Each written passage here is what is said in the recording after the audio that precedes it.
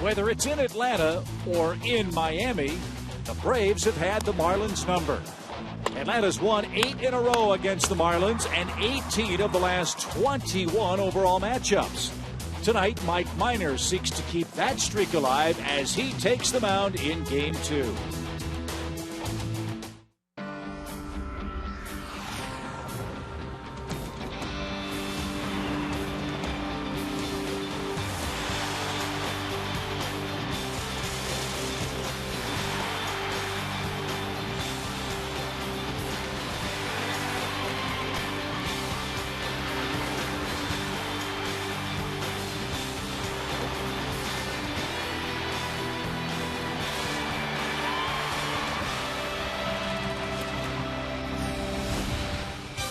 After a dire weather forecast, it looks for the moment like Mother Nature's going to cooperate. We expect to have fireworks after our Braves Marlins tilt tonight at Turner Field. We have plenty of fireworks for Game 1, an 11-3 Braves romp.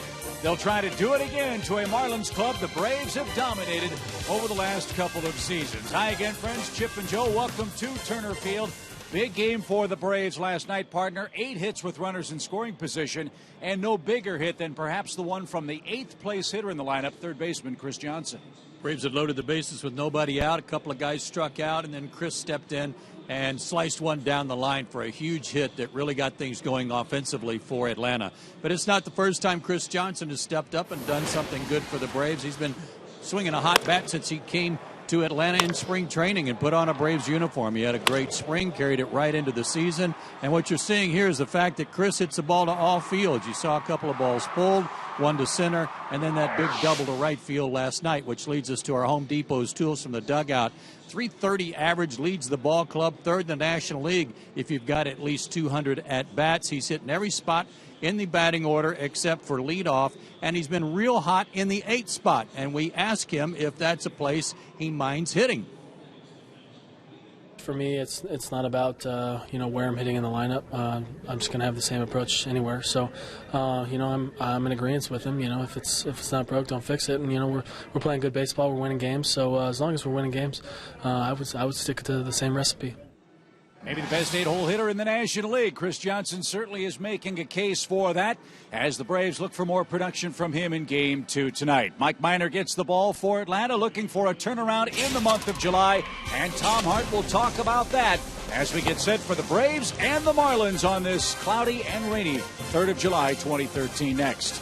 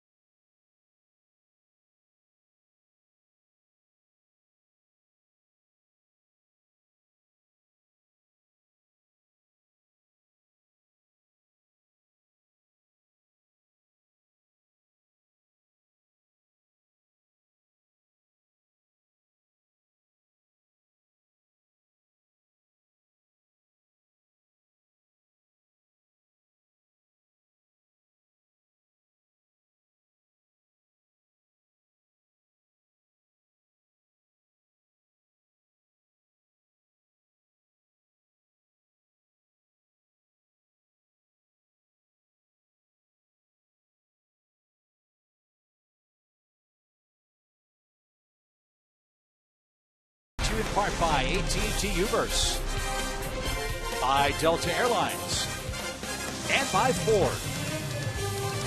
Just a few minutes away from first pitch as the Braves look to continue their dominance against the Marlins here tonight on a Turner Field turf that's getting just a little bit wet, but we hope to have baseball and fireworks to follow. Hey, everybody, I'm Tom Hart. Mike Minor goes again tonight for the Braves. He's got 12 quality starts under his belt this season, but he had a bit of a June swoon. He was dominating in the months of April and May. In fact, undefeated in May at 4-0 with a sub-2 ERA.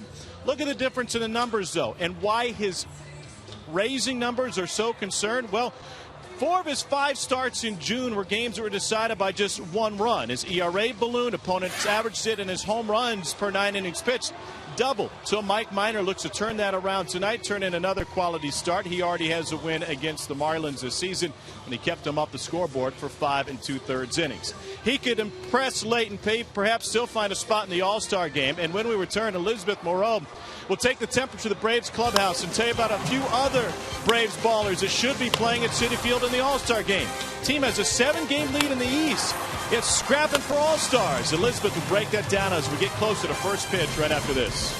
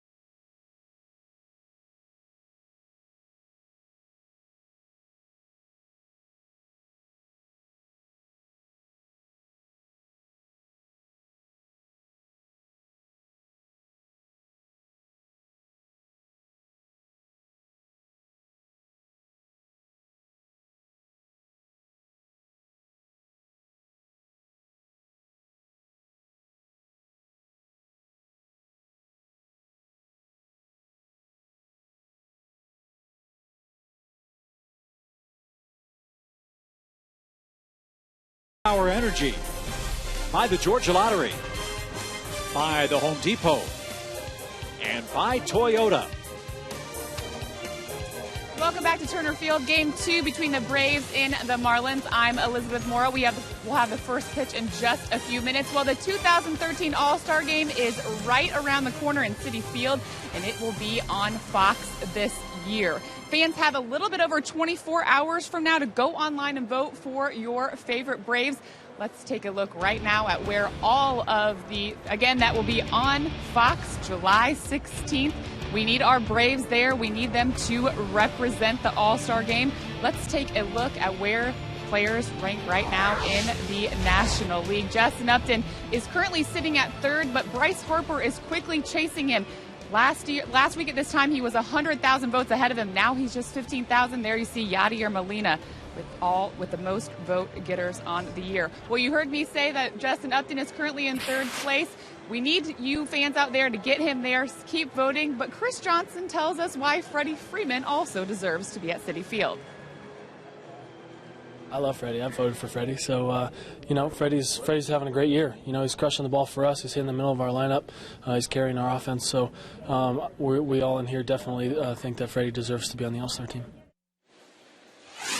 So let's take a look at where the Braves currently stand. Again, we keep talking about Justin Upton. Freddie Freeman, Andrelton Simmons, and Brian McCann are all in 5th place. Brian McCann, a 6-time All-Star. We watched Freddie Freeman last night with those incredible catches. Plays at first base. Let's get him there. Again, fans, we are encouraging you have until 11:59 tomorrow to vote. Go on MLB.com right now and vote for your favorite Braves. Let's get them representing at Citi Field. Coming up after the break, Chip and Joe will have the first pitch on a lightly rainy night at Turner Field.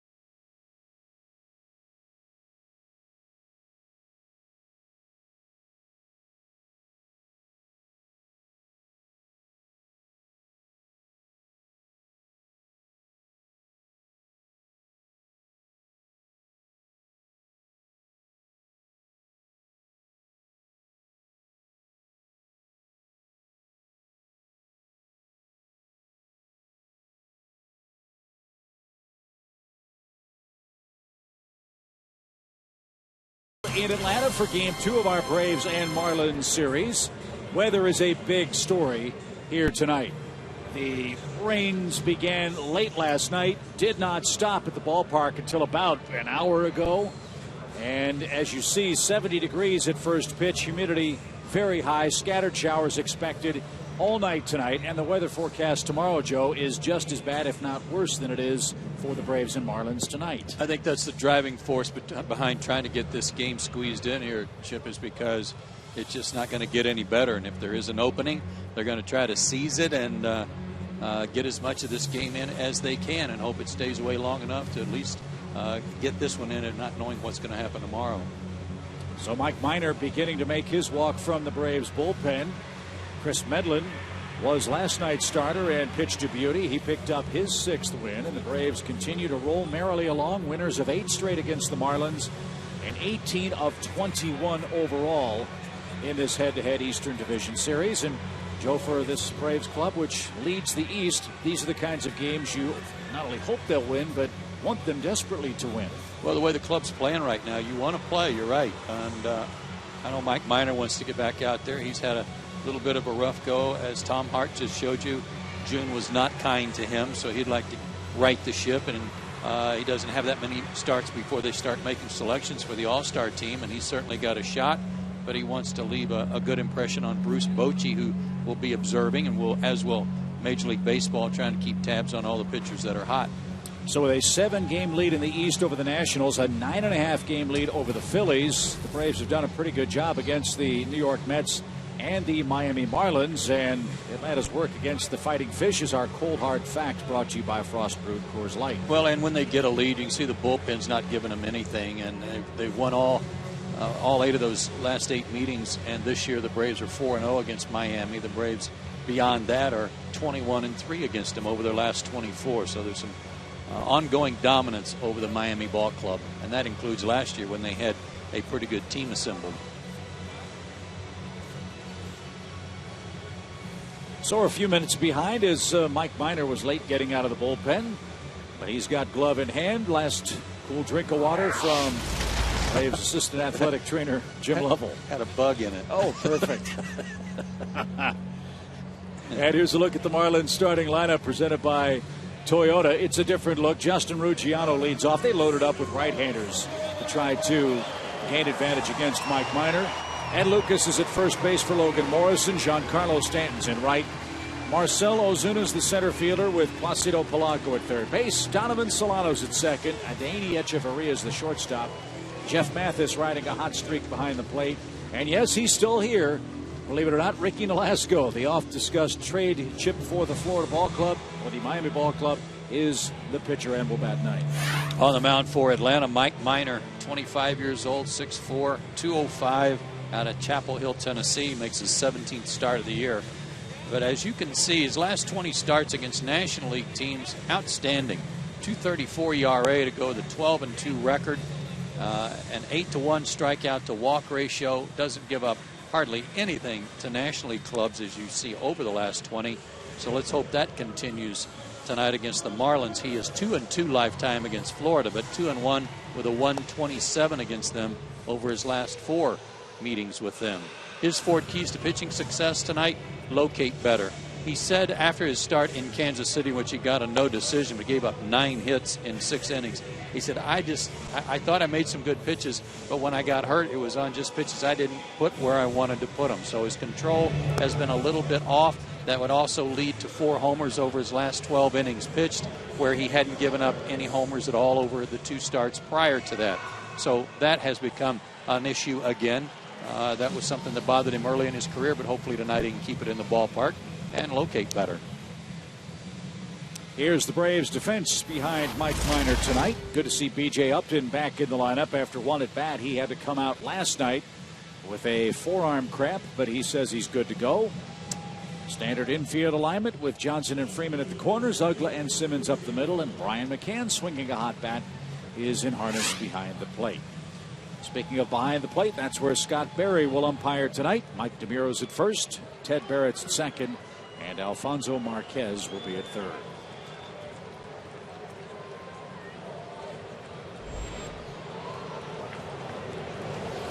And the first pitch of the night is hammered by Ruggiano into the left field corner. A leadoff double by Justin Ruggiano.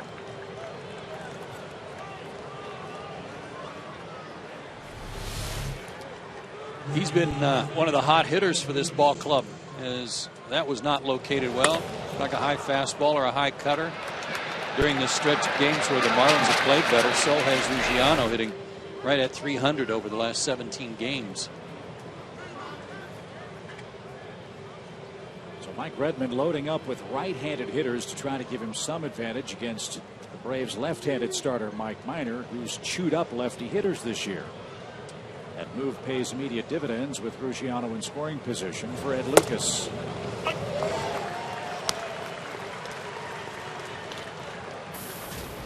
Ed Lucas, a good story, a 31-year-old rookie.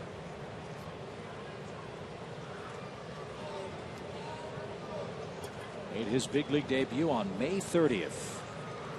And hitting .289 in 90 at-bats. Inside out swing, fought it off, foul 0-2. These are at-bats, plate appearances for a guy like Ed Lucas that he ought to really welcome, because he's not going to hit a ton of homers. He just needs to show Mike Redmond that he can do the job for him when he plays in whatever position. He can play all 4 infield positions, but when they need to get a runner over, get a bunt down, whatever, he can execute.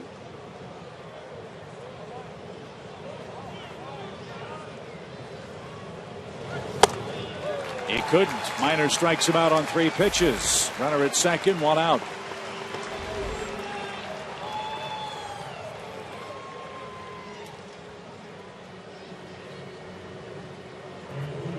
That brings up Giancarlo Stanton. Braves pitched him very carefully early in the game last night, as you'd expect. He walked in the first inning and scored on a Logan Morrison 2-run homer.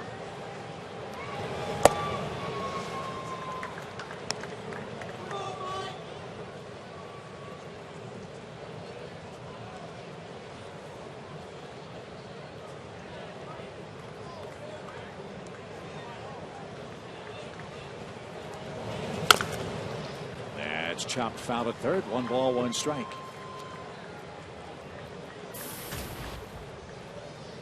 That's Stanton's overall line this season.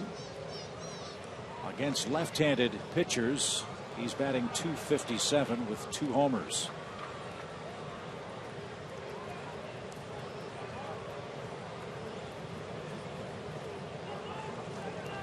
A letter-high strike has him behind in the count.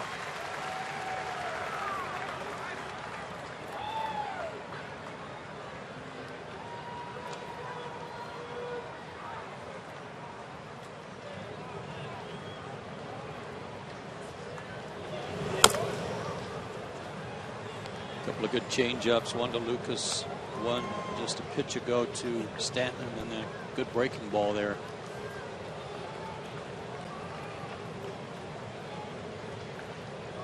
That start against Kansas City, 6 innings, 9 hits, 3 runs, was helped by the fact that he did not walk anybody.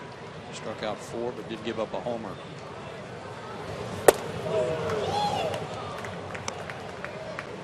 Two balls, 2 strikes.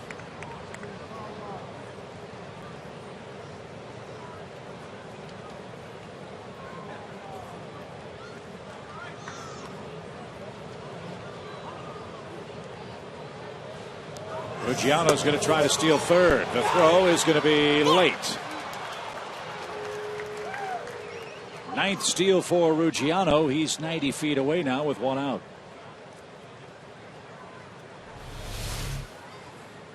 As soon as Mike turned his head, he took off. Could have been that he just timed Mike's moves, thought that he was only going to look once, and broke.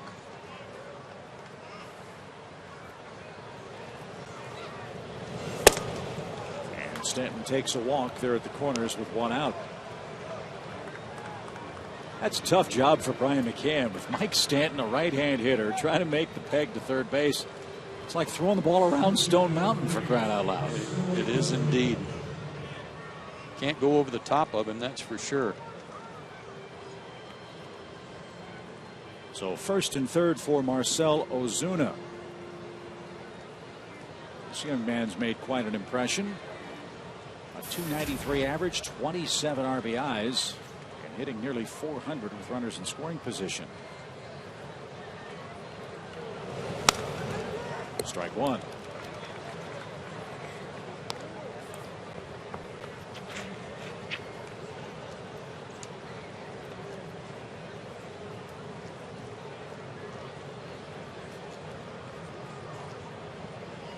His 10-game hit streak came to a close last night. The Braves held him to an 0-for-4 night.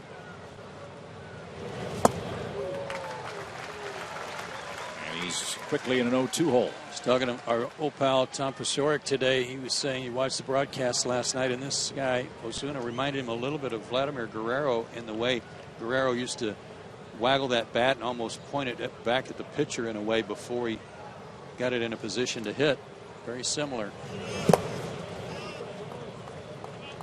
Puts up Guerrero type numbers, and he's really got something working. Well, we'll see what kind of a bad ball hitter he turns out to be too.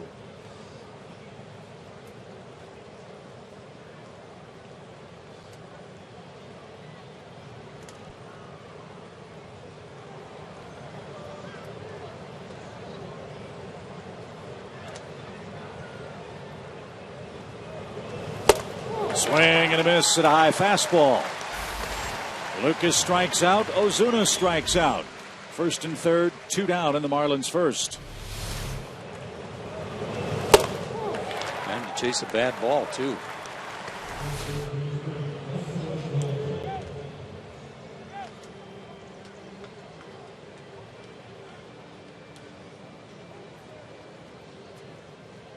Here's Polanco. It's kind of where we were last night. We were talking about meddling with Polanco and Pierre, they're not going to strike out. You just got to figure out how to make them hit it at somebody.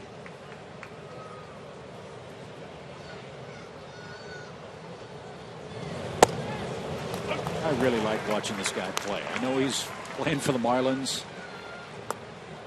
He's had a terrific major league career, and if you appreciate defensive players, this guy's been a real good one for a long time.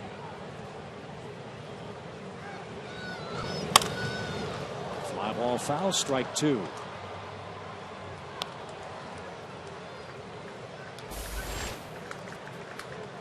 Well, if you like contact hitters, he's your man. He's not going to hit more than a couple of 3 homers during the course of the year. But likewise, he's not going to strike out but about 20 or 25 times, maybe. Did he go? Yes, he did. There's one. Polanco can't believe it. He's rung up, and Miners strikes out the side in the opening inning. It took him 18 pitches, but the Braves go to work against Ricky Nolasco.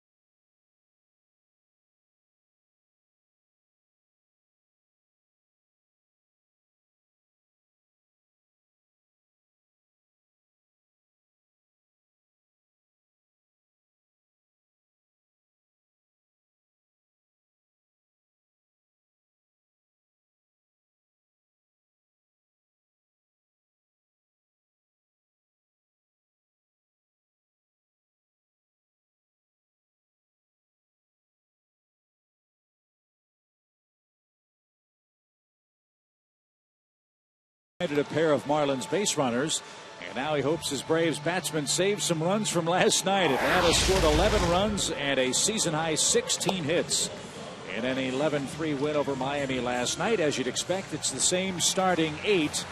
If it's not broken, don't fix it. That's the Toyota starting 9 for skipper Freddie Gonzalez. And they'll go against Ricky Nolasco, 30 years old, 6'2", 235 out of Corona, California, in his 7th year in the big leagues. He is 5-10 lifetime against the Braves, and his last 5 have been downright ugly. A 7.07 ERA in those 5 starts and no wins.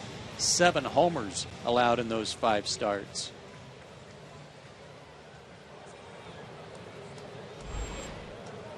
Andrelton Simmons, the first Brave to greet him tonight.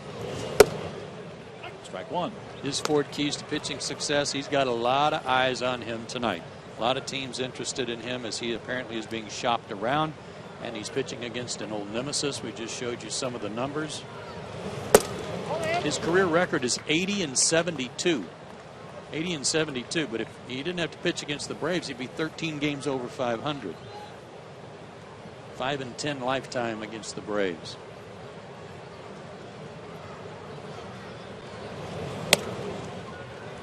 It has been rumored that a couple of Western Division teams are hot on the trail of Ricky Nolasco. Colorado was apparently one of them, but couldn't work out a deal with Miami. Marlins, it is rumored, are asking the team Nolasco goes to pick up the remainder of his salary for this year. Simmons, a pop fly into center field, and Ozuna's there for out number 1. Well, I mean, that would be pretty standard, wouldn't it? I mean, I don't imagine that they're in any hurry to help pay his salary if they trade him. They'd rather keep him if that were going to be the case. I think the Marlins are in a good position to kind of strike whatever deal they want. And the reason Western teams are maybe on Velasco's trail, all 5 teams are within 3 games of the division lead. Here's Hayward. That's down and in. 1-0 the count. Throws 90 to 93. He's got a curveball, slider, and a split.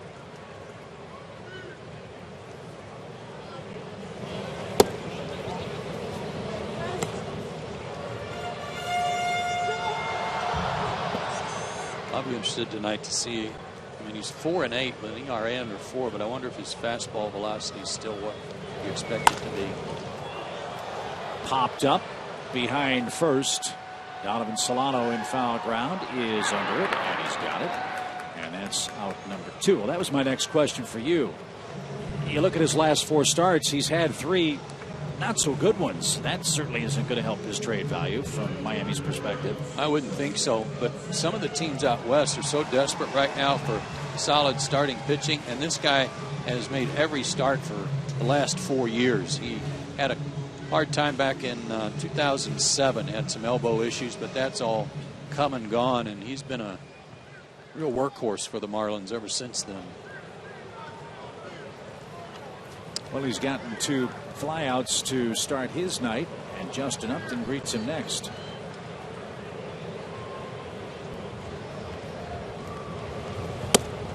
Justin's starting to heat up, hitting .355 over his last 8 games for the Braves. And his average back up over .250. On base 4 times last night.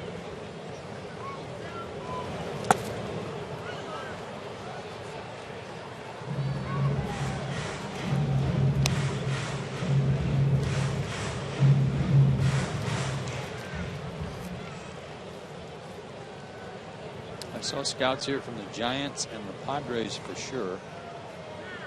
Scouts from some other teams too, but if there are some from the other Western Division teams, I didn't see them. Probably under an umbrella because it's starting to rain. Well, that was his first fastball over 90. That was 91.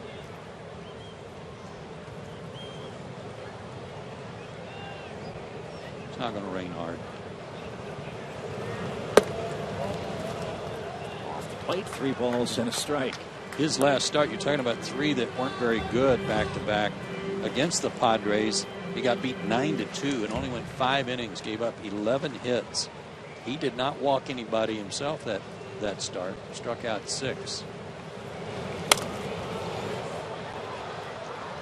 And look, we get wrapped up in their numbers and their salaries and all that. These guys are people too. He hears the whispers. I'm sure he's reading the stuff on the internet, and that can't help but affect you. Well, I think a lot of the scouts are going to say, hey, he's playing on a ball club that has not given him any run support. He's 4-8, but he's got an ERA under 4. Put him on a better ball club, a little better run support. Might see that record flip-flop. Echeverria handles his first chance at shortstop. And Velasco works a 1-2-3 bottom of the first inning.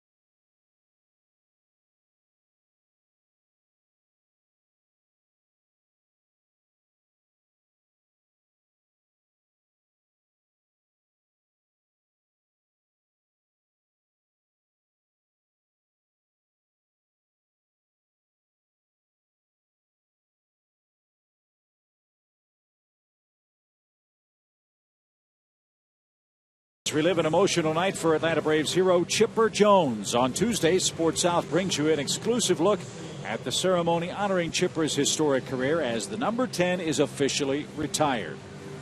The Chipper Jones ceremony re-airs Tuesday at 11 o'clock on Sports South.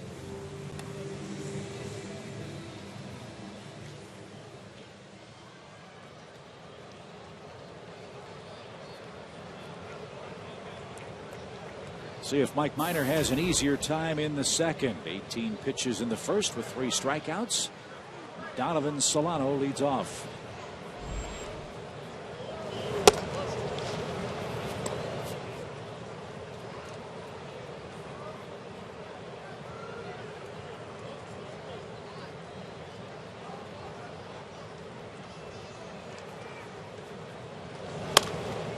This guy had a strained intercostal muscle in his rib cage, put him on the DL, and when they sent him down to rehab at New Orleans, he hit in all 17 games that he played in on his rehab assignment. So I'd say he was okay. Went 0 for 1 last night. Was called up.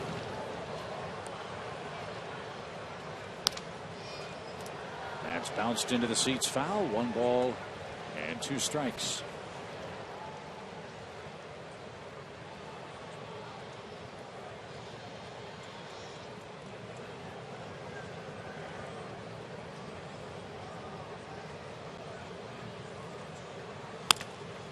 To short. Andrelton scoops it up and takes care of Solano for the first out.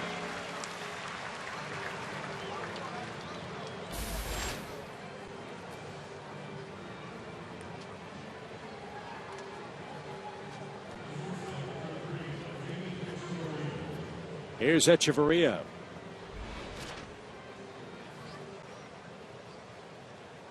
They love his glove. They hope his bat will catch up to the leather.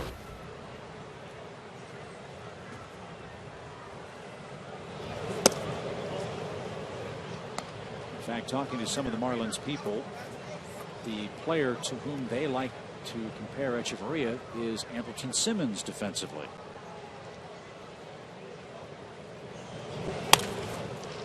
To center. And BJ's got that. 2 outs. Another line drive, though, that carried a little farther than it looked like it was going to last night and earlier in this homestand. We saw a lot of balls traveling farther than they looked like they were going.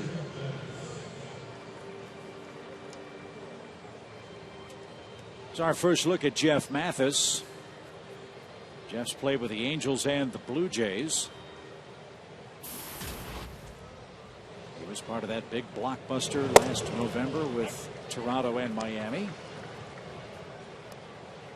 And he's been on a hot streak. He's knocked in 11 runs in his last 4 games, including a grand slam against San Diego. 4 straight games with at least 2 RBIs.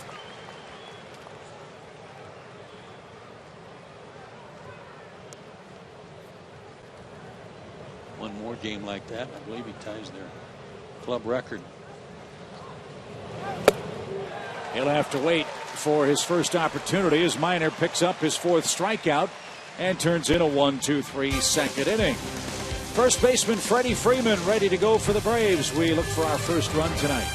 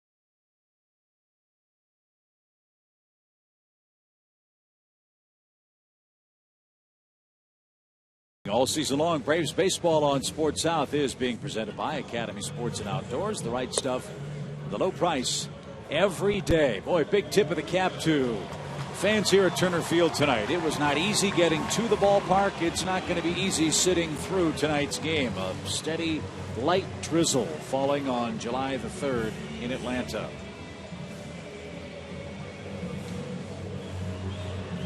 But weather cooperating, there will be fireworks tonight, right? Yep. As well as tomorrow night. And hopefully Mother Nature will work with us. We can get this one in tonight and tomorrow too without delay. It's a travel day for both ball clubs. We will finally get to see the Phillies on the road. We open up a series at Citizens Bank Park on Friday night.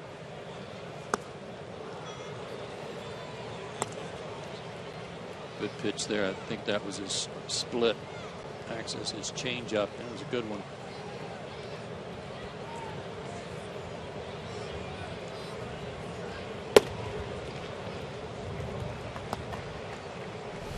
Swing and a miss. And it was a split. Boy, how about that camera work? Beautiful. See the downward flight of the pitch. That was outstanding. Good work, gang.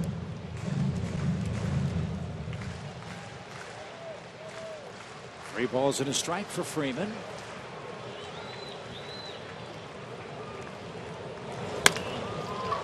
And a shot to second is the first out of the inning.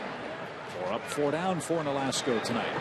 And with 1 out, time for a Georgia Lottery hitting the jackpot. There's a lot of guys in the lineup that have had some success against Nolasco, given his numbers against the Braves. You'd figure as much. Brian McCann, 7 homers, 22 RBIs, and a 345 mark. Jason Hayward, 350.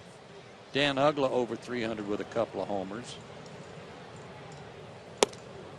And Brian McCann's is like 59 at bats, so it's not like, you know, it's just 15 or 20 at bats. He is wearing this guy out.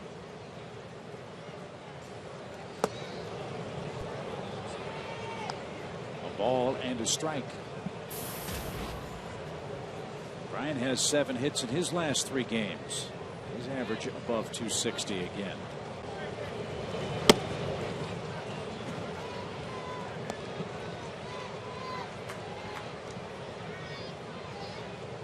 One guy he doesn't have to worry about anymore is Chipper Jones, 341 mark against him with 4 homers. Easy to understand how he's 5-10 against the Braves with all those numbers you were talking about. But so far he's perfect through an inning and 2/3. 3 straight ground balls after 2 balls hit in the air by the Braves batsman. A lot of times I think for these teams that might be interested in him, who are really have a real need for starting pitching, is they just want to see if he's healthy. You know, is his velocity where it should be? Is he missing a few bats? Is he getting some ground balls, which he has this inning? Because like I said, he has gone to the post. Echeverria deep short. The cut of the glass takes care of Dan Ugla. 6 up, 6 down for Nolasco. He'll lead off the 3rd in a scoreless game.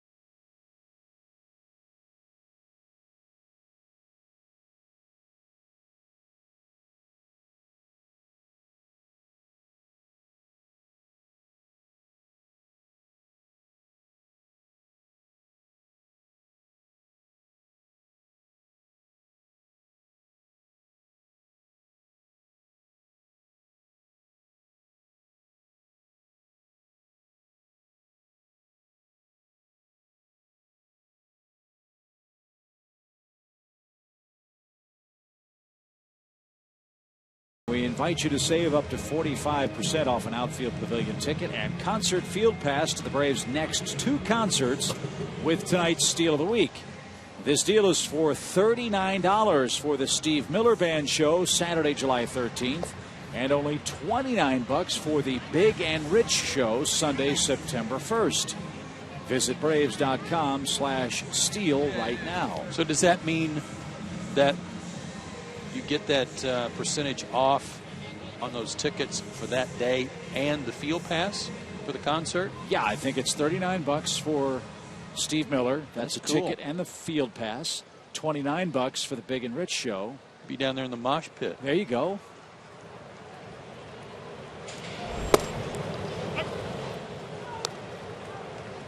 I'm so proud of you. You even know what a mosh pit is.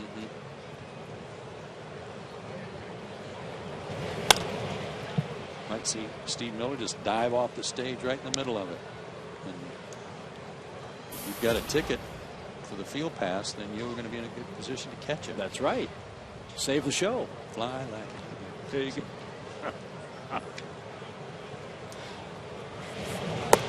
Glasgow's down on strikes. Miner's got 5 of them already tonight. Strikeout high in the month of June was 7, and that came in a 3-inning start against the Giants, where he got a no decision. His teammates took him off the hook. He threw 92 pitches in 3 innings. Can that be right? I don't think that's right. What day was that? I think that's a misprint. What day? June 15th. No, he went 6 innings, not 3. Come on. Notes are wrong.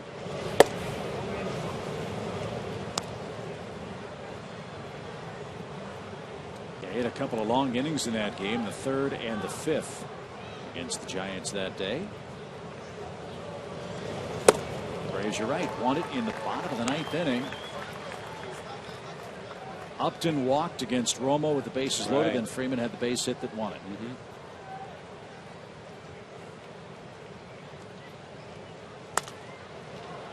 Ruggiano pops one up into shallow right. Dan Uggla drifts out a few steps. Makes the 2-handed catch on a rainy night. That's always a good idea. 2 outs.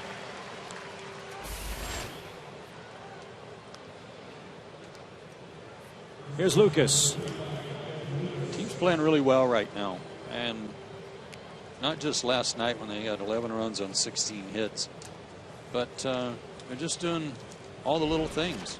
They had 3 home runs the game before that, so that accounted for all their runs, and 11 runs against the Diamondbacks in game 2 of that series. A lot of offense, but with all due respect to that one game with 3 homers, they're doing a good job of getting on base. As Freddie likes to say, keep the line moving. Last night, a lot of doubles and a couple of triples. You mentioned Ed Lucas, a 31-year-old rookie, went to Dartmouth. Was named All Ivy League 3 times. And he was in the Braves system in 2011. He played 42 games at Mississippi, where he hit .270, 81 games at Gwinnett, where he hit .218. Well, these are the guys you pull for. You know, never got an opportunity. And when Solano got hurt, they had another injury somewhere that I can't recall. They said, well, hey, we got Lucas down there. Why don't we call him up? And he's played real well for him. And he's a very valuable utility guy for them in that he can play first, second, third, or short. So he may stick, and he may have found a home at age 31.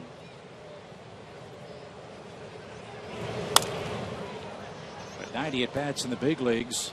You hit .286 after that stretch of play. That means you can play. Yeah, doesn't it?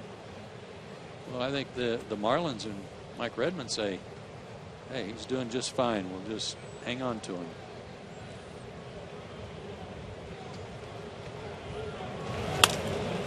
In the air to right, that's slicing away from Hayward, but Jason gets to the line, makes the grab, and that will retire the side. Mike Minor has set down 8 consecutive men, and the Braves go back to work on a rainy night at Turner Field.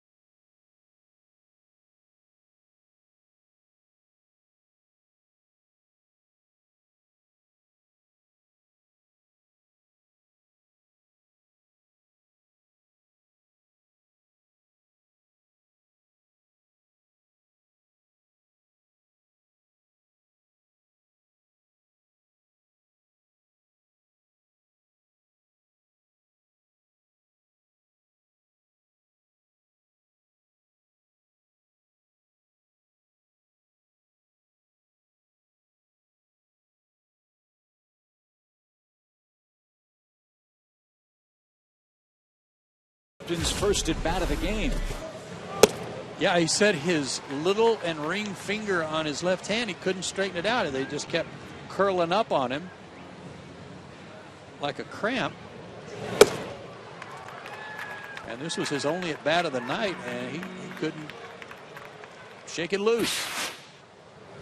But he's okay to go tonight, which is good.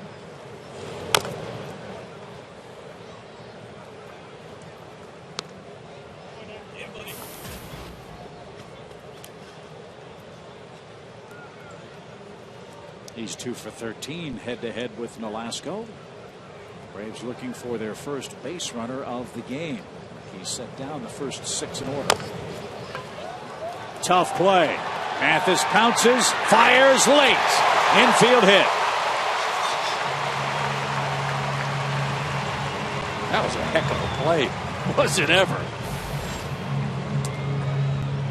I thought that they would just put that in their pocket. But watch how Mathis picks this ball up with his back to first base and wheels and fires while he's falling down and made an accurate throw and missed him by a half step. What a play.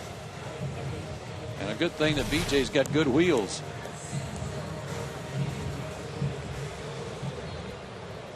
That's the first hit of the game for the Braves. Here's Chris Johnson. What good work he has done batting in the 8th spot for the Braves this year. That's what we talked about in our opening comments. And Joe, what we didn't talk about is how hard it is to hit 8th in the National League. You've got to be patient because a lot of pitchers are going to work around you to try to get to the pitcher. Chris has been that and then some. He's gotten his fair share of hits too.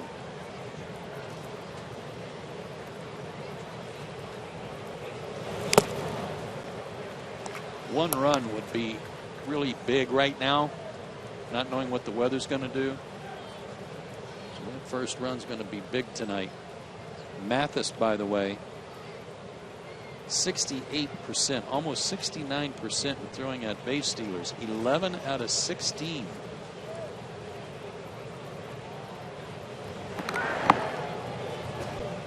As we told you, he was a catcher with the Angels.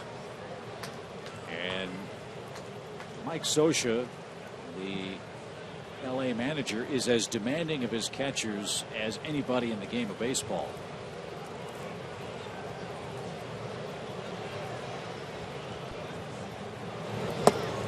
Heard a story going back a couple of years ago that even in spring training games, he would let his catchers go out and call an inning.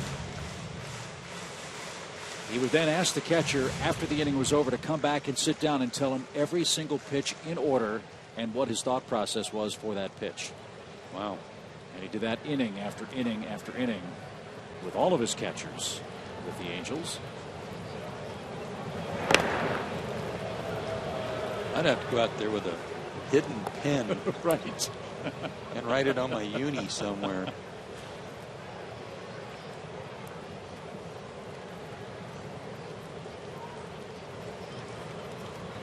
So defense first for Mathis while a halo. And Johnson almost got hit. 2 balls, 2 strikes. Well, they're pitching him hard inside. I think you have to do that with Chris because he likes to inside out a lot of pitches. And with the big hole on the right side, they're trying to keep it in on him and maybe get him to bounce one to short or third, even back to the pitcher if they can jam him. A swing and a miss at a breaking ball. Johnson's a strikeout victim. That's Nolasco's first. By the way, Ricky needs 5 more strikeouts to top 1,000 in his major league career.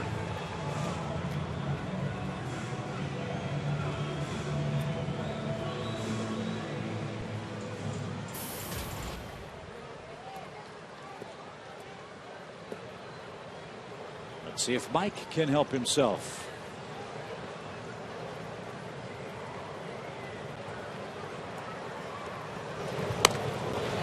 He pushes a bunt down the first base line. And B.J. Upton's at second base on the sacrifice. That is a 1-3 put out. And we go back to the top of the order in Andrelton Simmons. 6 sacrifices, too, for Mike Minor. Time for our Firestone Extra Mile. Firestone Complete Auto Care Extra Mile. And this has to do with Ricky Nolasco. You're talking about the strikeouts, Chip, at 995. He's first in all these categories in Marlins franchise history. Not too bad. He's in his 7th year.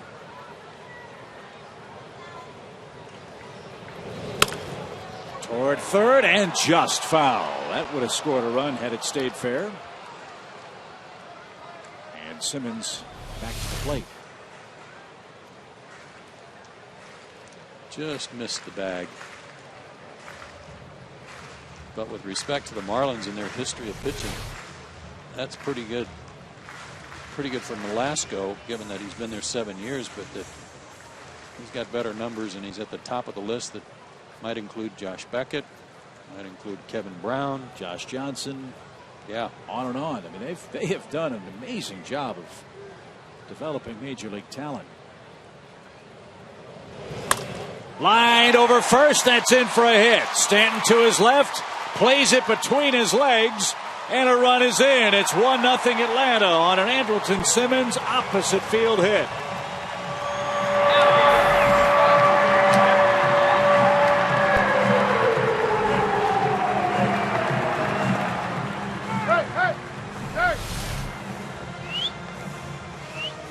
Andrelton is red hot with these 2-out RBIs. He only had 1 2-out hit to drive in a run before yesterday.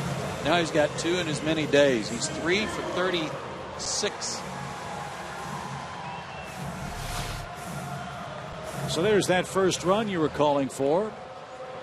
Andrelton's 26th RBI brings home B.J. Upton.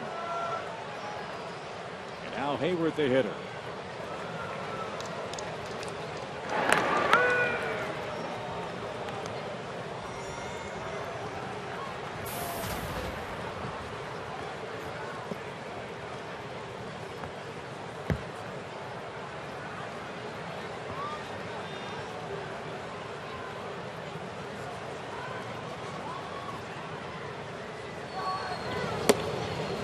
By Simmons, the 9th of the series for the Braves with a runner in scoring position. The Marlins are 1 for 11 in the series with Risp.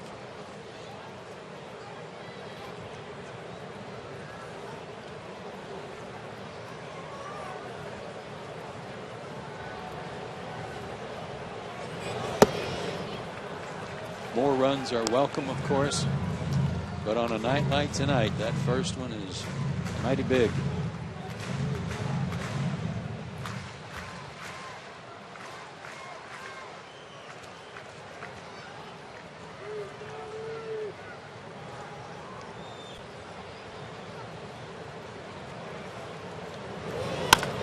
Another hot shot off Hayward's bat. Stanton cuts this one off shy of the track. And the throw comes back in toward first. And the Braves have runners at the corners. Back-to-back Atlanta hits.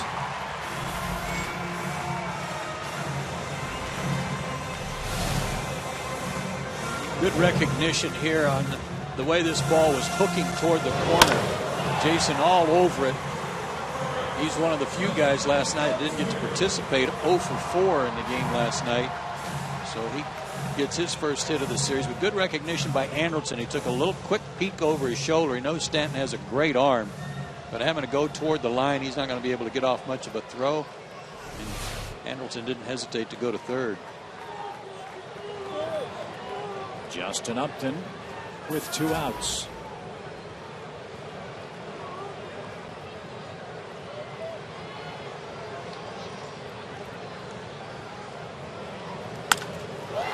In the air to right. Stanton will be chased back a couple of steps, and Giancarlo's there, and that'll retire the side. The Braves strike first. Andrelton Simmons with a 2-out hit brings home B.J. Upton. Mike Minor and his 5 strikeouts. Now with a 1-0 lead as we head to the 4th inning.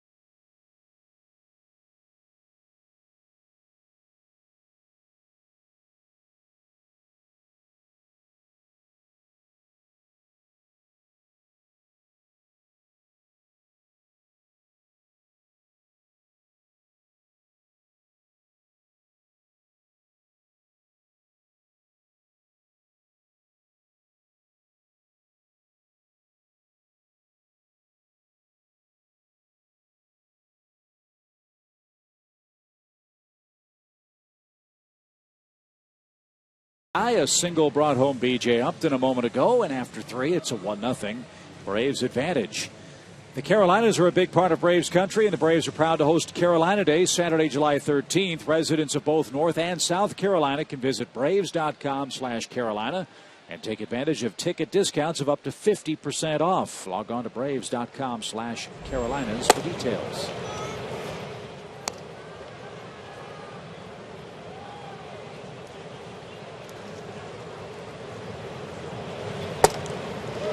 An even count to Giancarlo Stanton leading off the 4th.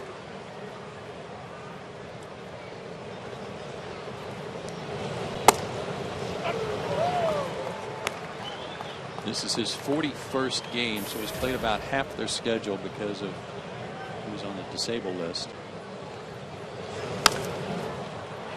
He skies this one toward left, and Justin Upton is under it. He puts that away, 1 out. Tonight he earned his 21st walk, and this is 41st game. Oddly, only 1 intentional. That's surprising, isn't it? I'd like to know who was hitting behind him. At times it was Placido Polanco. We talked about that last night. With all the injuries the Marlins had to deal with at the start of the year. Tonight it's Marcell Ozuna batting behind Stanton, and he takes a quick strike.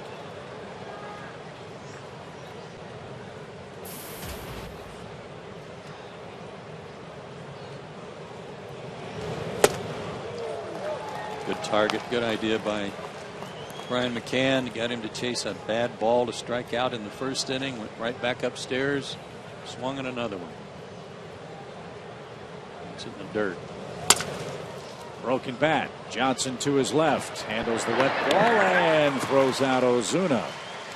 One of your keys tonight for Mike Minor was location. How would you say his location has evolved in this game? Way better than it was the first pitch of the game. He made a mistake upstairs, and Ruggiano hooked it for a double. And since then, I think it's been outstanding, especially with his changeup and off-speed stuff. It's been very good.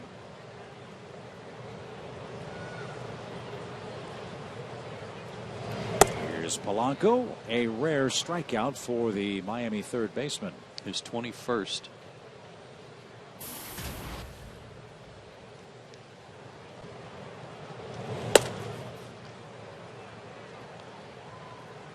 The most this man has ever struck out in a single major league season is 47 times. It was at 554 at bats. He's not going to strike out here. A pop fly into right. Hayward's underneath that, and Mike Minor has retired 11 in a row. We head to the bottom of the 4th. Still 1-0 Braves lead it.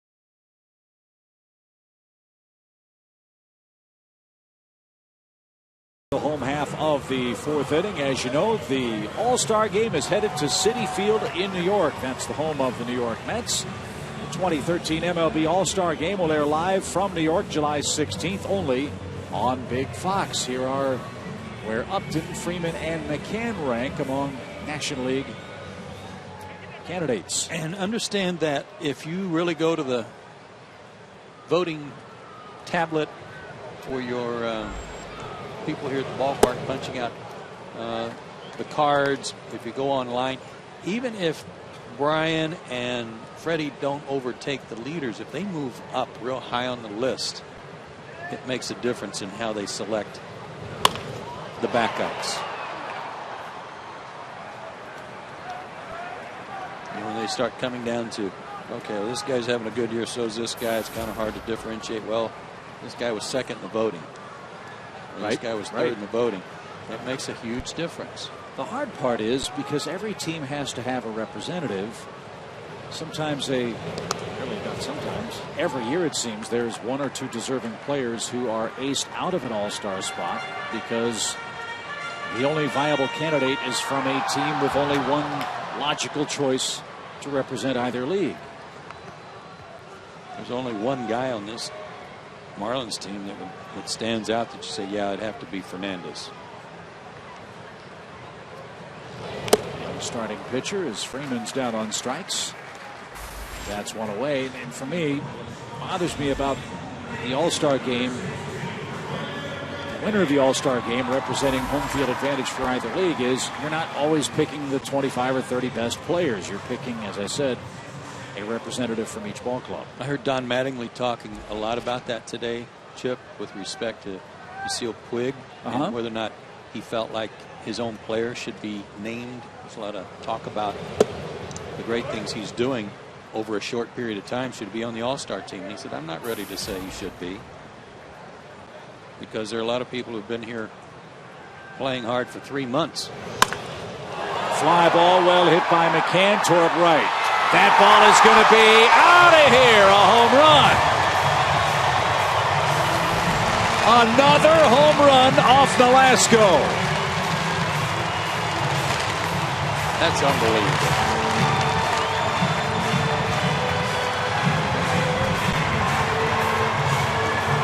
Mike Redmond's over there in their dugout going, you know, I remember when I used to wear out Tom Glavine like that.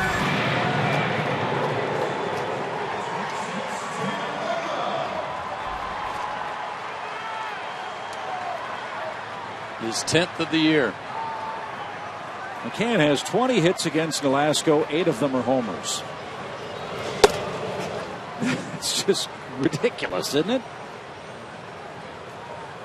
And it's a 2-0 Braves lead. Here's Ugla. Former Marlin grounded out to short his first time.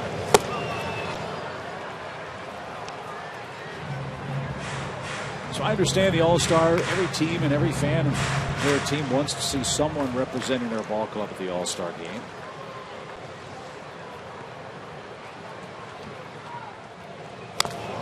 And I just really don't like the fact that you have to pick somebody rather than it be on merit. Well, if they want Puig to be on there, that's fine. I mean, it becomes a popularity thing. Take away the weighted fact that the winner gets to be the host for the World Series. Home field advantage. Ugla strikes out. That is 3 for Nolasco. Let's take a look at McCann's homer. Good breaking ball there to Ugla, but that looked like supposed to be a slider, maybe a backdoor slider, and it just maybe a split. That's what it was, and it didn't do much. You know, earlier we showed the Evan Gattis homer where the rosin came off the bat. Look at the vapor that comes off the ball on the bat at contact when McCann. Is that right? Oh, it's like me jumping in the ocean. Look at this. Splashdown.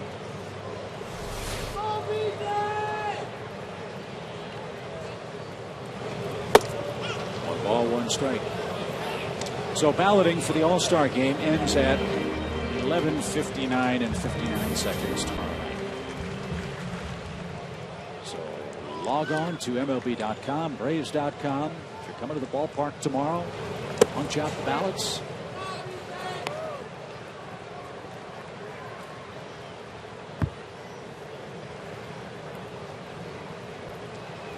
We'll wait and see what Bruce Bochy and his staff have in mind for the National League's All-Star squad.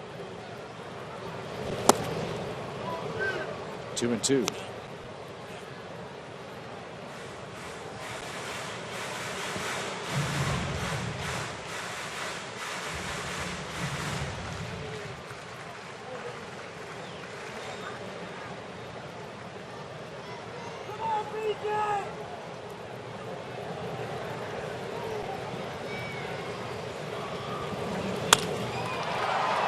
To right, and Stanton sloshes around and makes the grab, and that'll retire the side. Brian McCann has hit 10 homers this season. Moments ago, he hit his 8th in his career against Nolasco. It's a 2-0 game.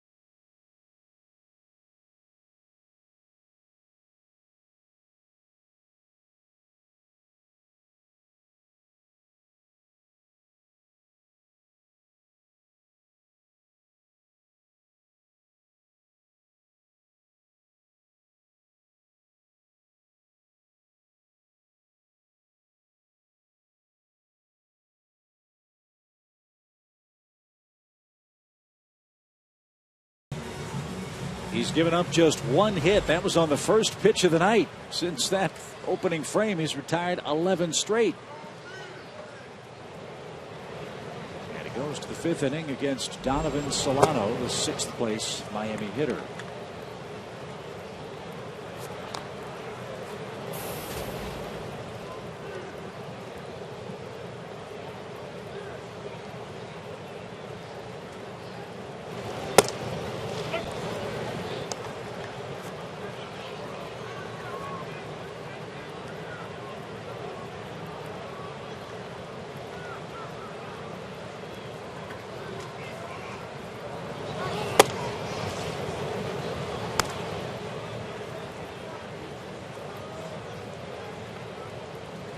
This field has taken a lot of water today. You see the warning tracks starting to puddle up just a bit in the outfield. I don't know how I couldn't. Like you said, the whole metro area, I mean, started 8, 9, 10 o'clock this morning. Didn't stop till about an hour before game time. That's lined down the right field line by Solano. And Hayward will gather that up in the corner. And Donovan in at second with a leadoff double. That's the first hit since the first batter of the game. The Weather Service was reporting flash flood warnings all around metro Atlanta. All kinds of weather problems north of Atlanta. And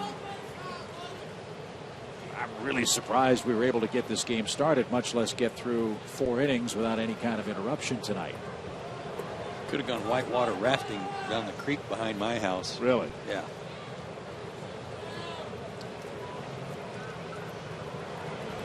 So stay safe out there, folks. Hopefully won't have any problems tomorrow or the rest of tonight. Echeverria, the hitter.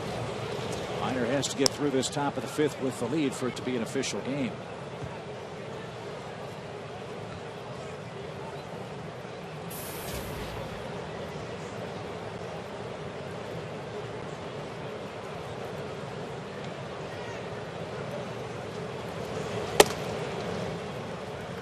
Stairs, ball 2.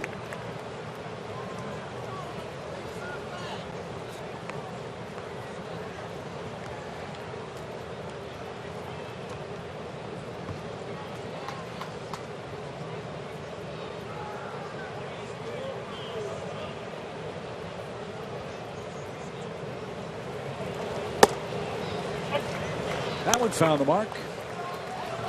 2 balls and a strike.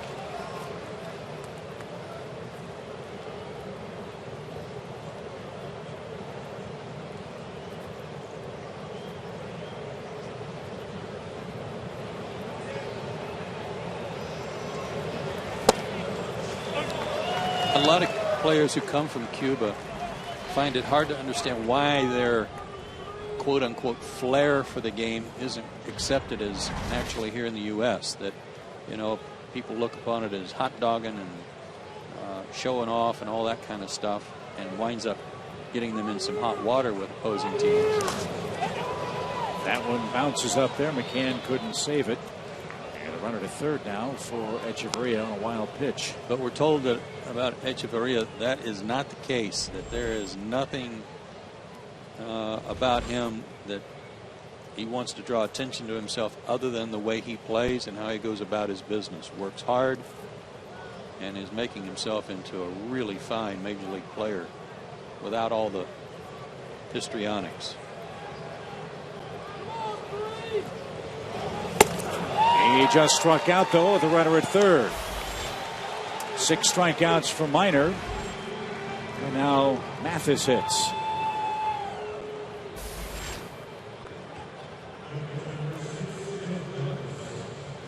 There's a difference in this series so far. It's runners in scoring position situations. Marlins continue to struggle with them. Here's Jeff Mathis. He struck out.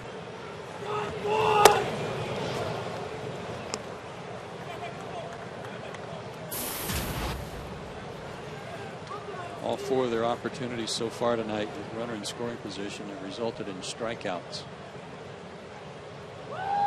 3 in the first inning.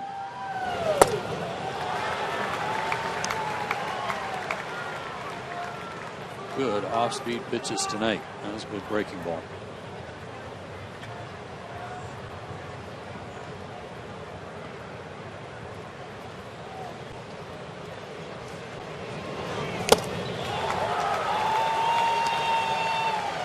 Ball, 2 strikes.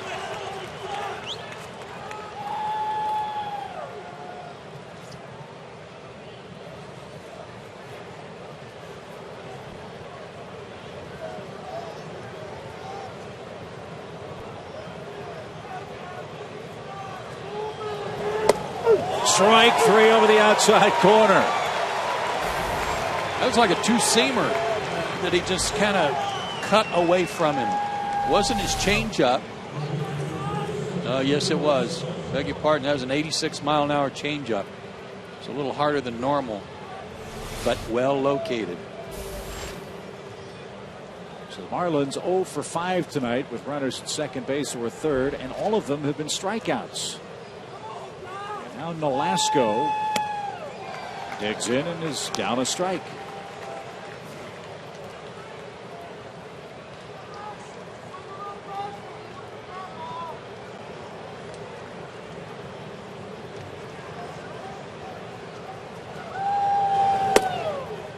This is what kills you if you're Ricky Nolasco. I mean, he doesn't get any run support anyway, and then you get a runner at third, nobody out, and then it's left up to you to help yourself.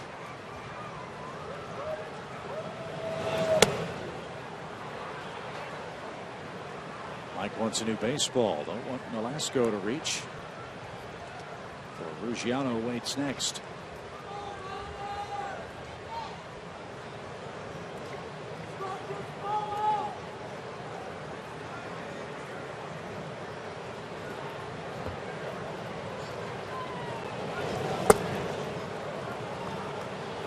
Make him put it in play.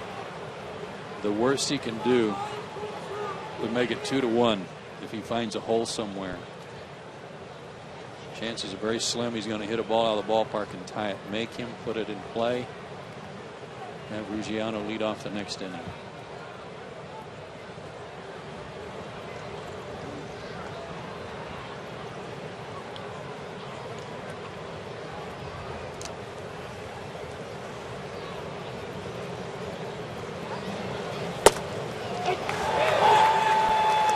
Full count.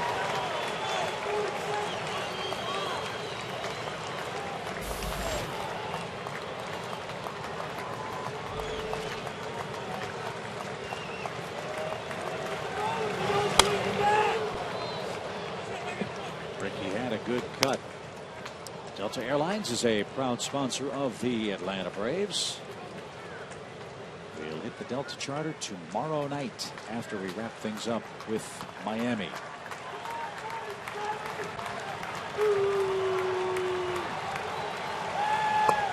And Minor lost the pitcher. Not a good sequence for Mike. Now you have a man with 11 homers in the batter's box where one swing could turn the game around in Miami's favor. Sometimes the hardest strike to throw is the one you know that all you got to do is lay it in there.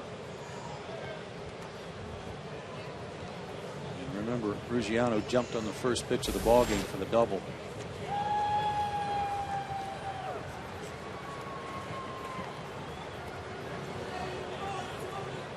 "11 home runs for Ruggiano. All of them have been on the road." Isn't that crazy?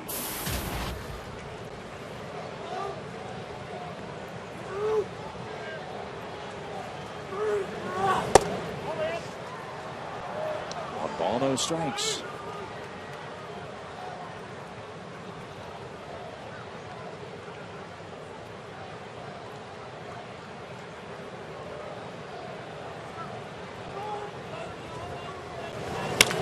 High fly ball deep left. Ruggiano has put Miami in front.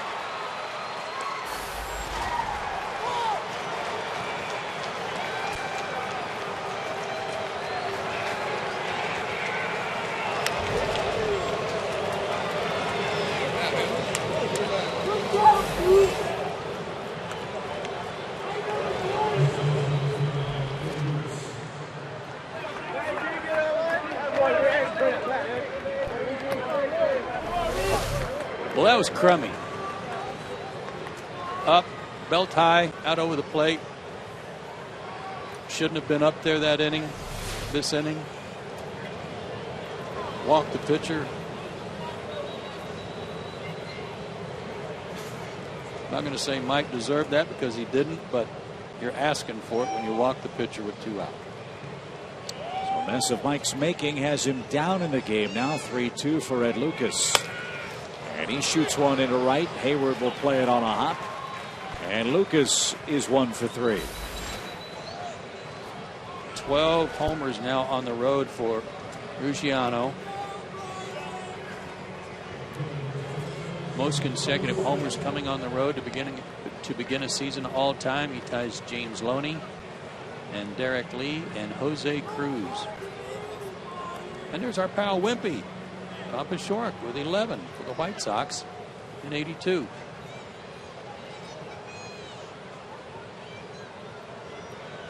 Now you've got trouble. Stanton's up. And he can hit him a mile in any ballpark. Giancarlo walked in the first and fly to left to start the fourth.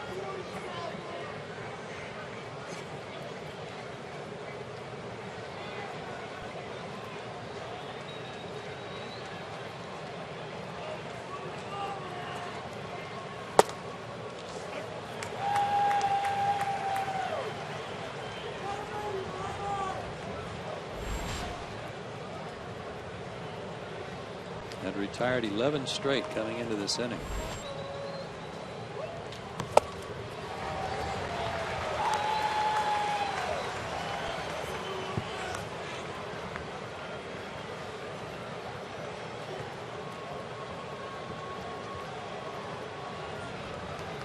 The Frisco now leads 1 ball, 2 strikes.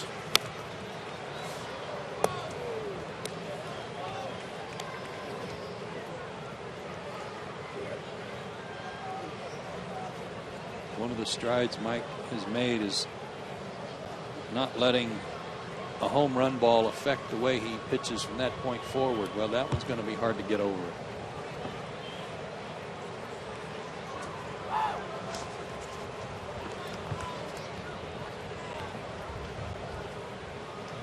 Especially after he made 2 good pitches to retire Echeverria and Mathis 1 strikes.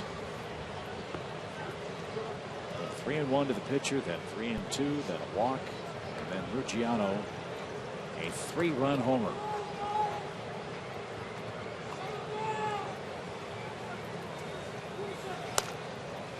Back our way, foul off Stanton's bat. We'll do it again. 2 balls, 2 strikes. And as you can see that sign there in the background, Lucas Oil. Ed just plays baseball as a hobby.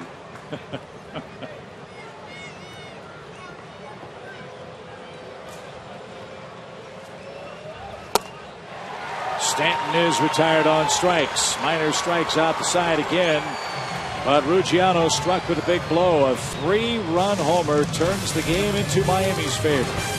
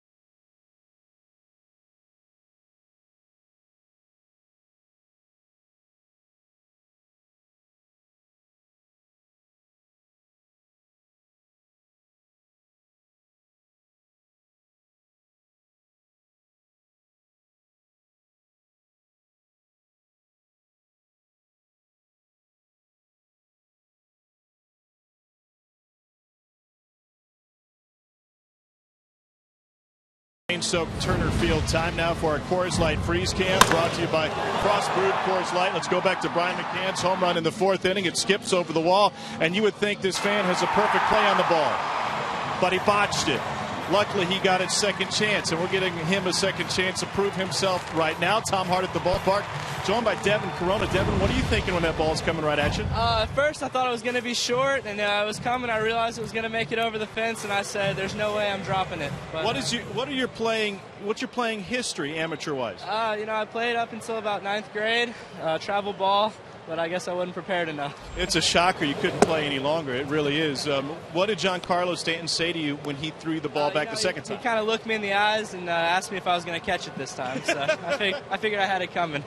Now, you live in Jersey. Now you go to school in Colorado, but you grew up a Braves fan, and you're sitting right next to Grandma, who wants to get out of our TV shot, and I understand she don't want to be seen with you. How do you not protect Grandma when that ball's coming at you? I thought that's what I was doing, and I just didn't have the hands to catch it. Well, I think it was a smart play. You stayed in front of it. Congratulations, you came away with a souvenir. Thank you. Have a nice night. Joe, anything else we need to ask this young man about his lack of hands?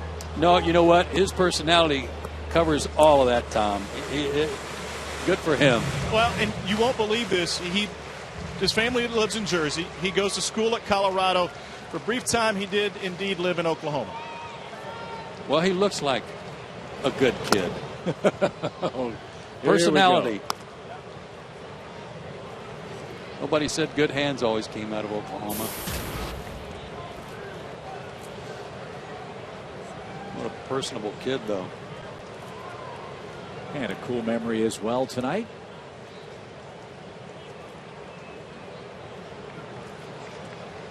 as Chris Johnson starts the Braves' fifth. Well, now the scouts who are watching Nolasco can see how he pitches with a 1-run lead on the road in awful weather. Going back to his at bat, we said now he's going to have to help himself. Well, we didn't realize how much that walk was going to help him.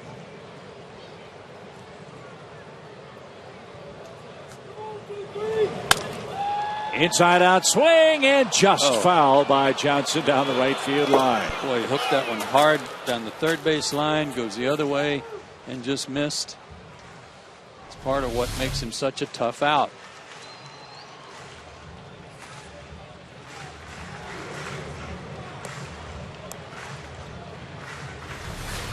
Very similar contact to his big RBI in the 6th inning yesterday.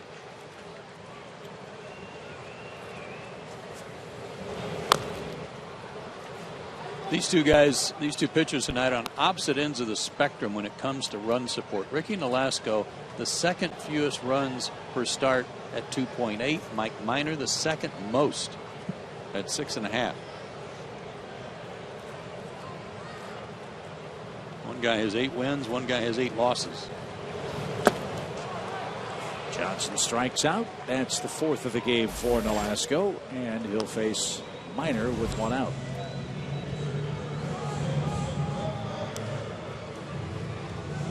Mike dropped sacrifice in his first appearance. That was in inning number 3.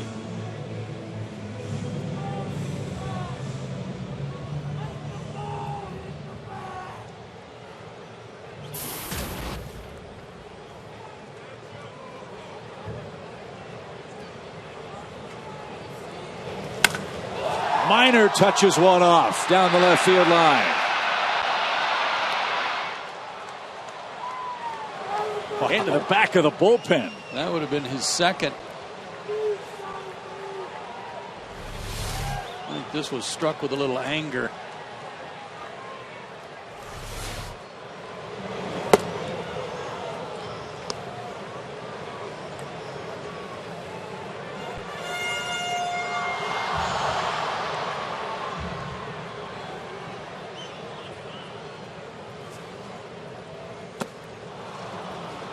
That's out number 2. And strikeout number 999 for Nolasco. We're on the road to Philadelphia and Miami. Then the Reds are in town right before the All-Star break. On Thursday, July 11th, you can grab a Dale Murphy bobblehead doll and stay for the post-game concert from the Steve Miller Band. That's coming on Saturday. Both those great events are presented by Coca-Cola and Delta. So the bobblehead night's Thursday. Steve Miller Band is Saturday. Visit Braves.com/tickets for all the details.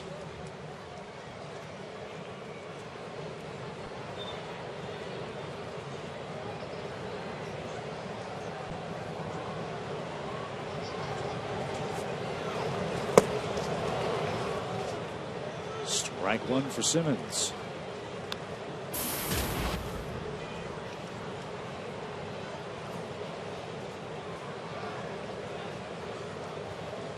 In between each half inning, the umpires are going out to the mound and talking with the starters about the condition of the pitcher's mound. We're seeing the dirt cake on the spikes of Nolasco and Minor, but neither pitcher has complained about it to this point. You can see how much dirt is being tracked between home plate and the pitcher's mound by the pitchers. Just watching Osuna. He was holding his hand up to the infielders, letting him know he did not see that foul ball, had no idea where it went.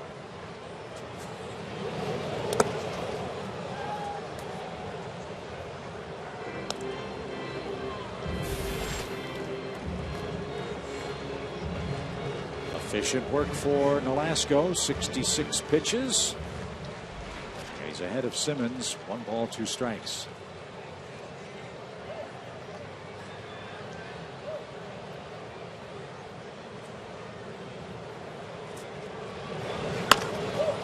To short. Echeverria's got it. And the throw to first is in time. A shutdown inning for Ricky Nolasco, whose offense has given him a 3-2 lead in an official game after 5.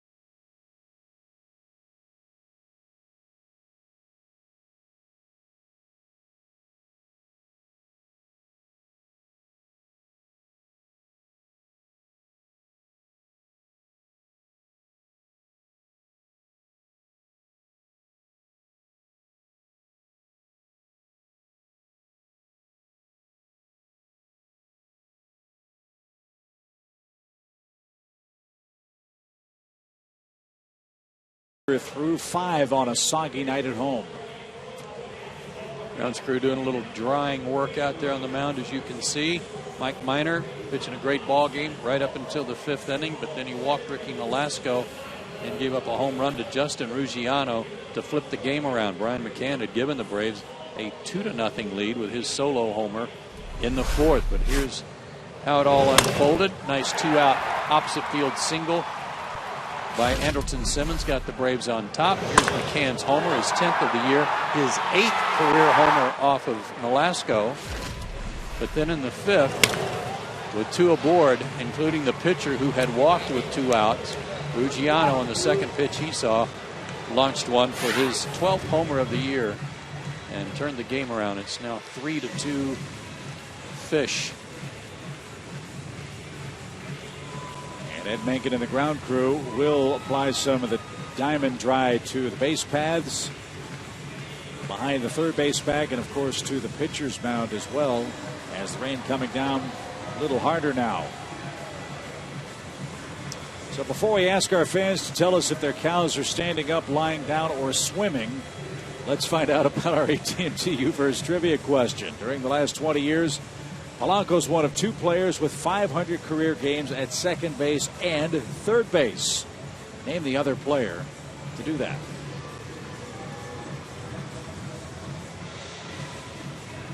Really? I just ask the questions. I don't come up with them. Well, at least we only have to go back 20 years. Well, I think Gretchen was counting on us having a rain delay tonight so that we could do some research on this particular question. 500 games at second base and third base. Only 2 players in the last 20 years have done that? That seems amazing.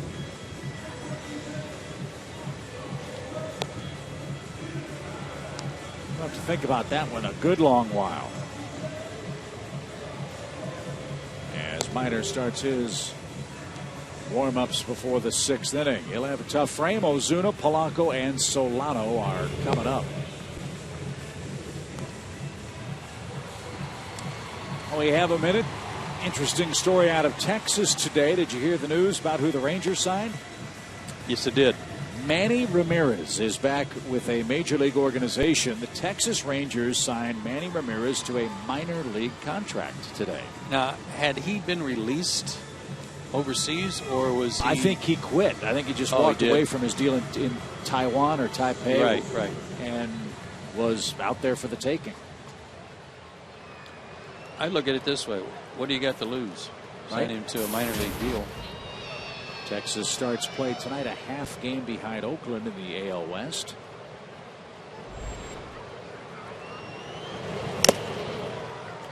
I don't know this to be a fact. I've met the man only one time, but all the shenanigans and nonsense that sometimes came along with Manny Ramirez in Boston and in LA, I'm guessing Nolan Ryan's not going to be one that puts up with a whole lot of that stuff for that Texas ball club. Or Ron Washington. How old is Manny now? Any idea? I don't know. Let's see if Chan can find out.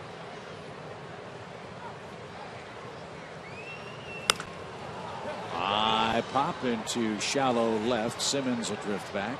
I do know he's one of 2 players in the last 20 years to play for both the Dodgers and Taiwan. If that helps you. Thanks. We'll have to remember that one for future reference. Actually, that's not true. He's 41, Chan says. Okay. 41. Older than I thought. Time for Georgia Power Energy tip number 2. BJ Upton, number 2. Georgia Power customers can take advantage of Georgia Power's refrigerator recycling program. Free pickup for your second working refrigerator or freezer, plus you get $50. Such a deal.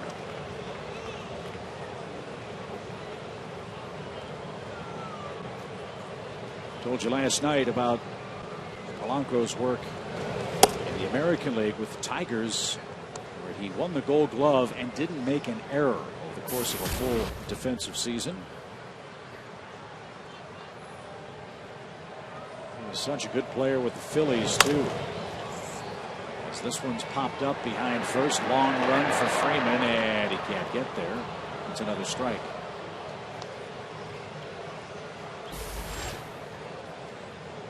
But Placido came up in the Cardinals chain.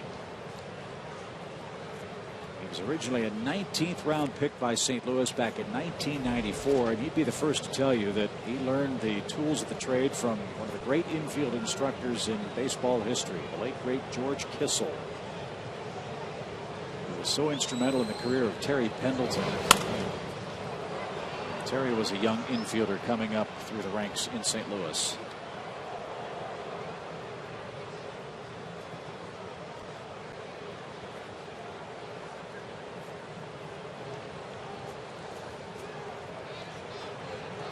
Terry spent some time with the Marlins after he left Atlanta.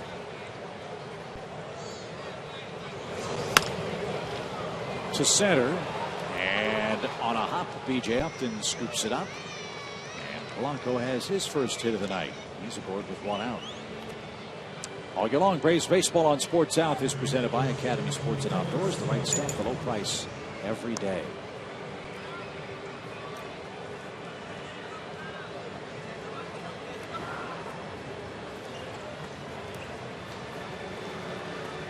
Good night to be in Scouts Alley at Turner Field with the rain coming down. Hopefully we'll be able to have fireworks after the game tonight. Same story tomorrow. Expecting a big crowd for the 4th of July festivities.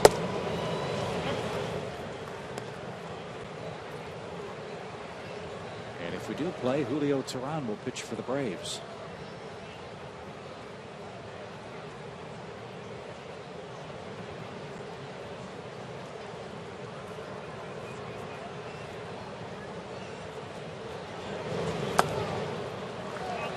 Two.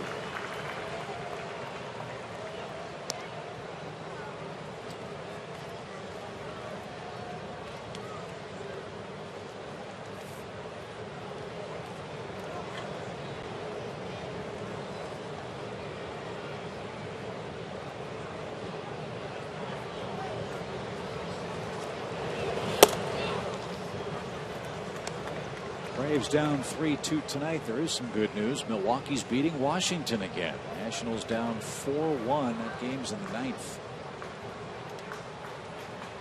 Braves lead them by 7 full games in the East. Steven Strasburg pitched another good ball game last night, though, and held them scoreless, and then the bullpen gave it up to Milwaukee.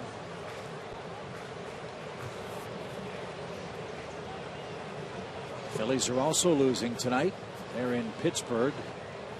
Pirates try to exact some revenge after the Phillies ended their 9-game winning streak yesterday. That's a 4-1 score at PNC Park.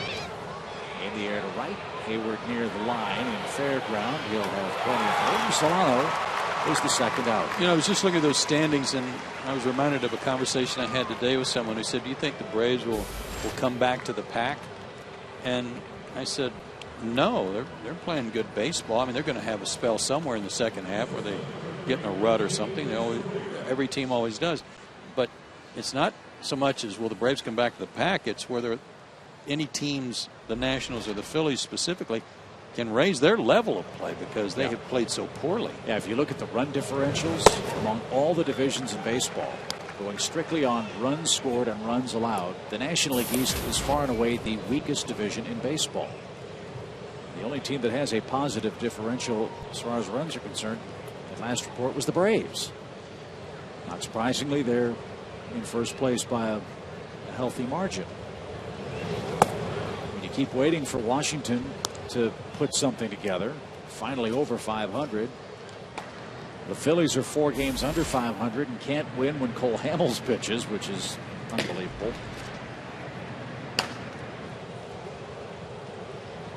The Mets rebuilding, and the same for the Marlins. Echeverria tries to split the right center field gap, and he's going to. That gets down. Hayward can't glove it cleanly. And around third will come Polanco. The throw to the plate is going to be late.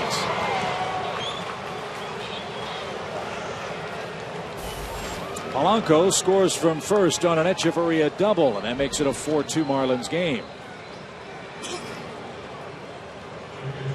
Echeverria's 4th hit of the series. Yeah, he had 3 last night.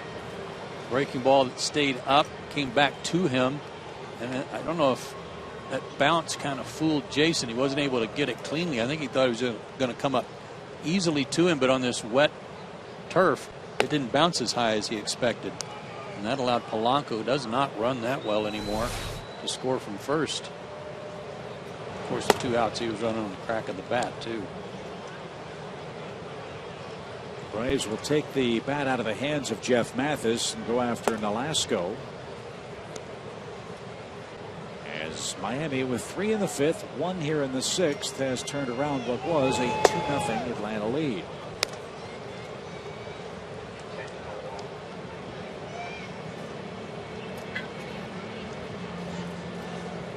We told you last night as well, in some way, you have to throw out the record of the Marlins. The record is what the record is, but you judge a team by how they're playing when you play them. And Mike Redmond's club's playing pretty good ball. They've won 10 of their last 15 games.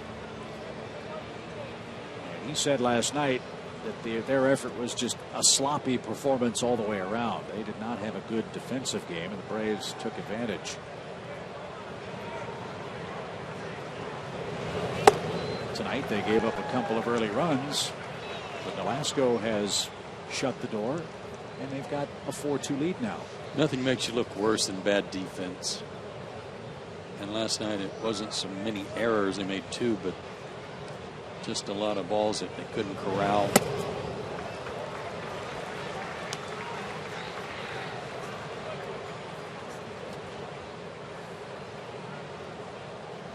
.104 pitches for Mike Minor, way ahead of Nolasco at 0-2.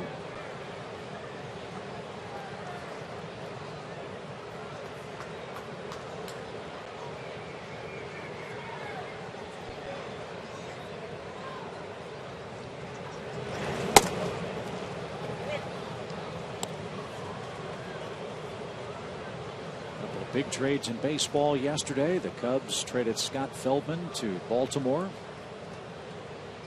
He's pitching in Chicago against the White Sox. How convenient was that?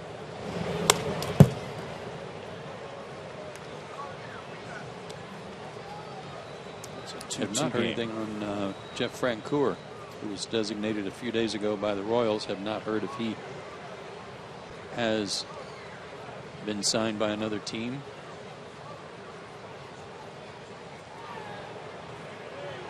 Hopefully he'll get an opportunity to finish the season with somebody. Minor finishes the 6th inning with a strikeout of Nolasco, but not before Miami adds a 4th run. They lead the game by a 4-2 count. There's your Delta Trio coming up.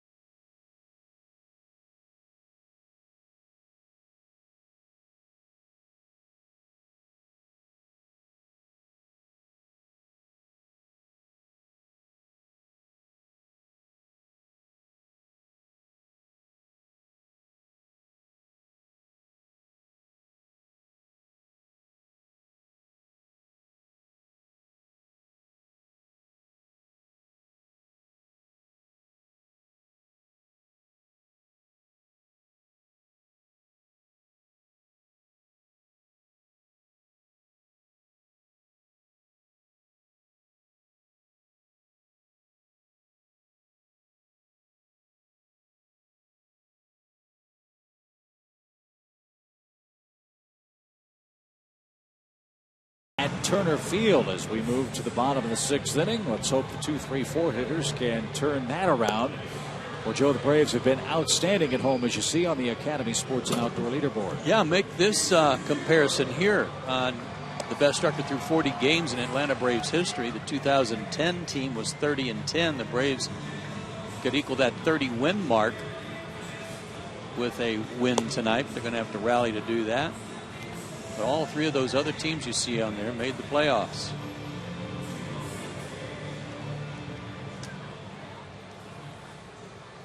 Ricky Nolasco now a 2-run lead. Will this be his final start with the Marlins? Trading deadline is 28 days from today. If he comes out of this game with the lead, having allowed, what, 4 hits, I'm going to say somebody's going to want to pull the trigger and not wait too long.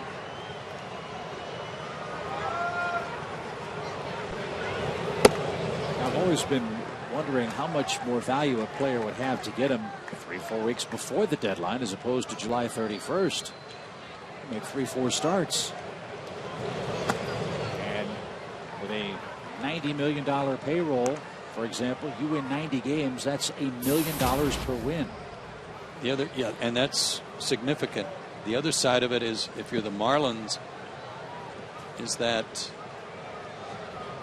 why be in a rush? You know, they might say, okay. Solano, nice play to throw out Jason Hayward. 1 down. They might say, okay, that's a nice offer, but we don't have to rush through this. Let's see what somebody else has to offer. Yeah, so they can command the market, really. Yes. You want him? Fine. Pay him and give us the prospect of our choice.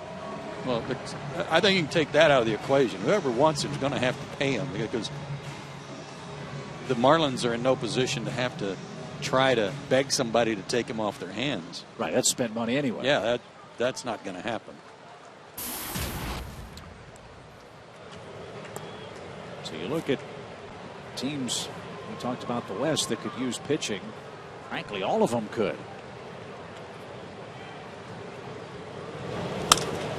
Fly ball to shallow right. Stanton should have no trouble. And the Diamondbacks, I believe, are still on that real long run of starts without a win by a starting pitcher. Colorado always needs pitching at Coors Field. San Diego, are they in it or out of it? Just when they played good ball, they've lost 8 of 10 and 4 in a row. They're back 4 under 500. The Dodgers are the hottest club out there. They've won 9 of 10 or 2.5 back. And the Giants starters have been okay for the most part. Barely. Right?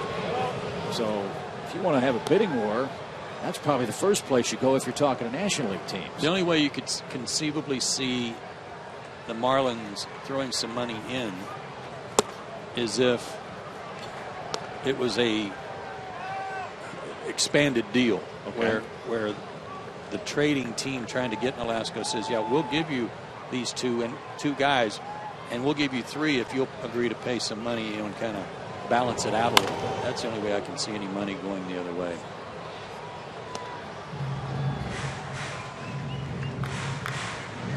But he's pitching a real solid ball game in tough conditions. And an Atlanta club that's swinging the bats very effectively over the last week. The other thing you like to see is, now that he was given the lead, how does he respond? And so far, so good. Struck out 2 and retired the side in order in the 5th, and 2 up and 2 down here in the 6th.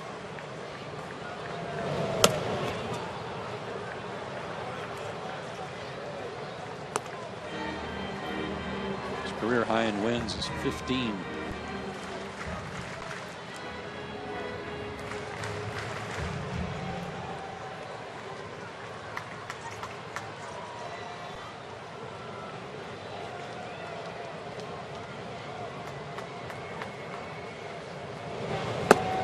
He's not the only guy on the market either. I mean, so there's a lot of eyes on a lot of pitchers in different ballparks too. Irvin Santana's one in Kansas City, who pitched well against the Braves at Kauffman Stadium. Matt Garza for the Cubs. Payoff pitch for Freeman is hit sharply to third and under the glove of Polanco. Don't see that happen too often. A laser to the hot corner, and Freeman has a 2-out hit. He looked back like that ball skidded a little bit on the wet dirt.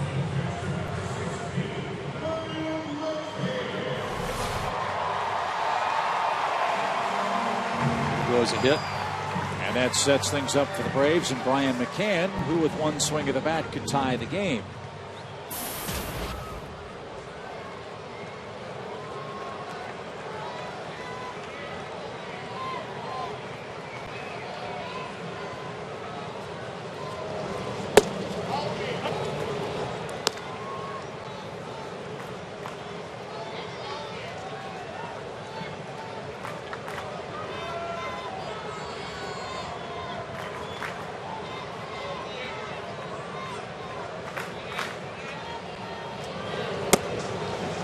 Snap throw to first, and it's down the right field line.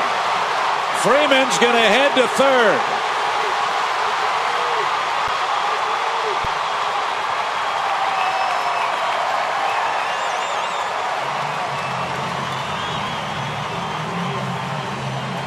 A two-base throwing error. Well, Mathis got the pickoff he wanted. He just picked off the wrong guy. Lucas had his head down. Did you see him? He had his head down, did not even see this ball coming until it was already by him. Picked him off.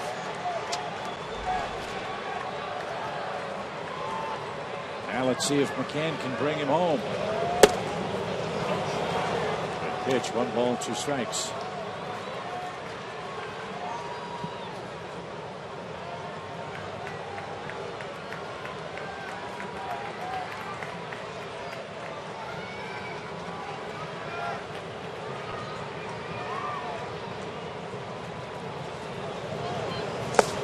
Swing and a miss, and that's strikeout number 1,000 for Ricky Nolasco. It ends the Atlanta 6th. Big right-hander for Miami leads the ball game 4-2 in game 2.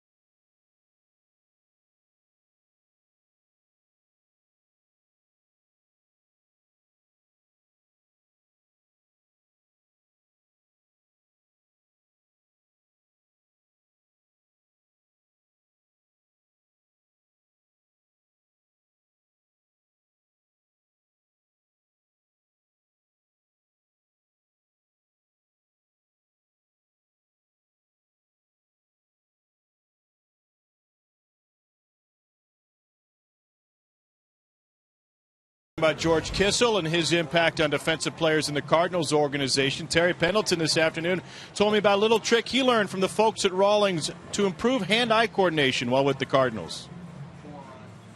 The glove itself was, as you can see, is a much smaller glove than the normal size glove. It's almost the size of my hand, basically. And it was basically for hand-eye coordination.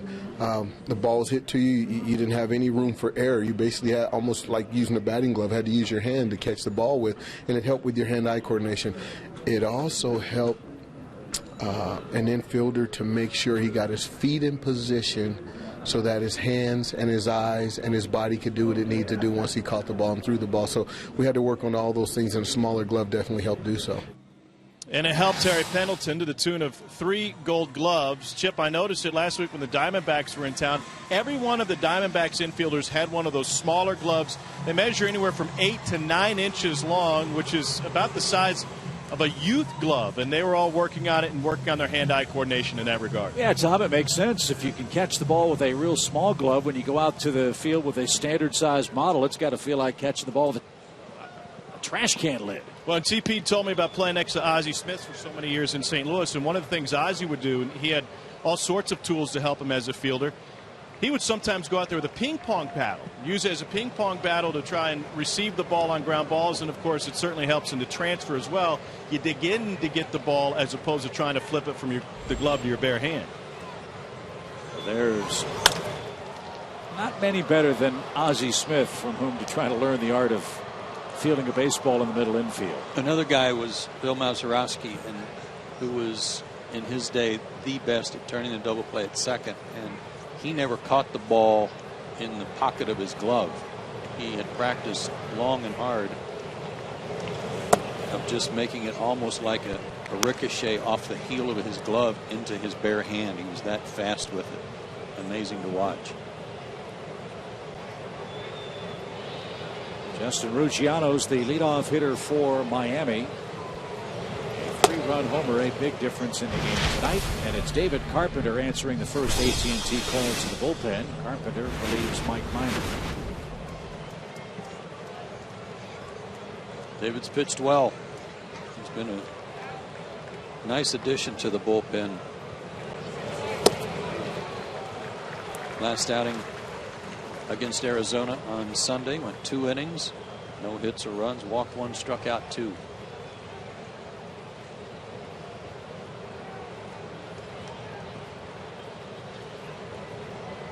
Final in Washington, Milwaukee did beat the Nationals. That's a 4-1 score. Kyle Loesch picked up the win for the Brewers.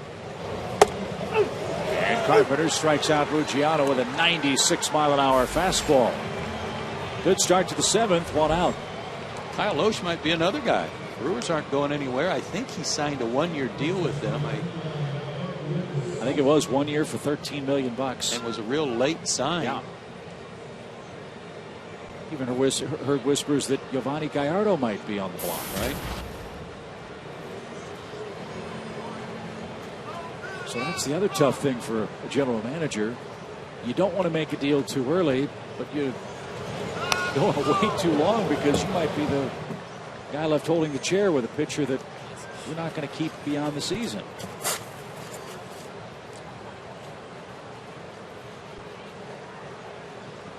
But Nolasco tonight has pitched to beauty. Leads 4-2. The weather getting worse by the minute.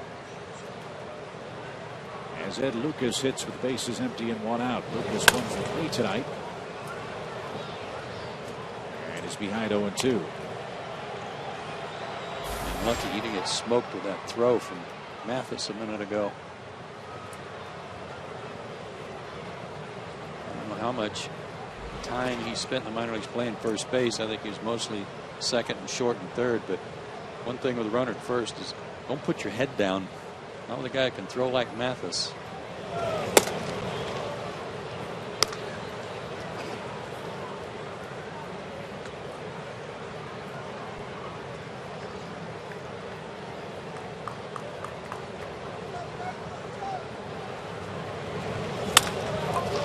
Up the middle, diving play, a glove, late.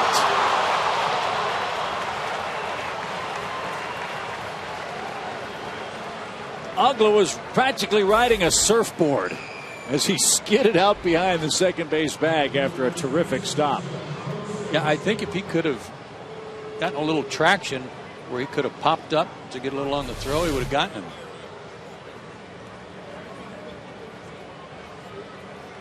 But couldn't stop.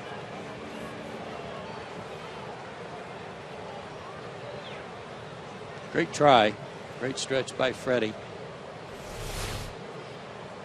Stanton hits with a man aboard, 1 out.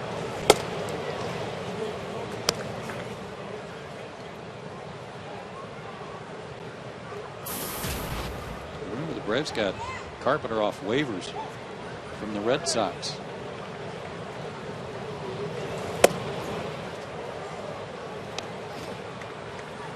they had gotten him from Toronto. He came with the manager, John Farrell.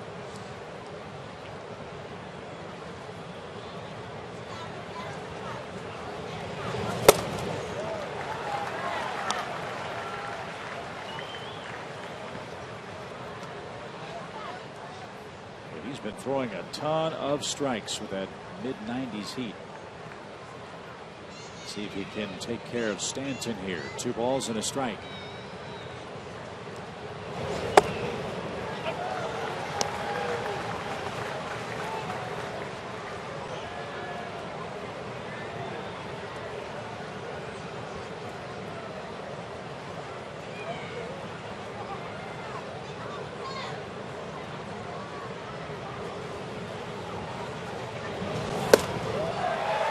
Pitch in on his hands, and Stanton couldn't touch it.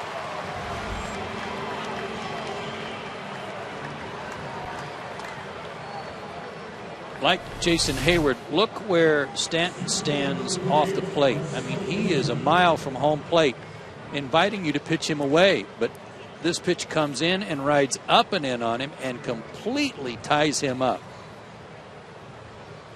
Great pitch. Great job by McCann to call for that pitch in also. Ozuna shoots one to right, and Jason is there, and that sends this game to the 7th inning stretch. Agla, Upton, and Chris Johnson are coming up. It's a 4-2 Marlins game.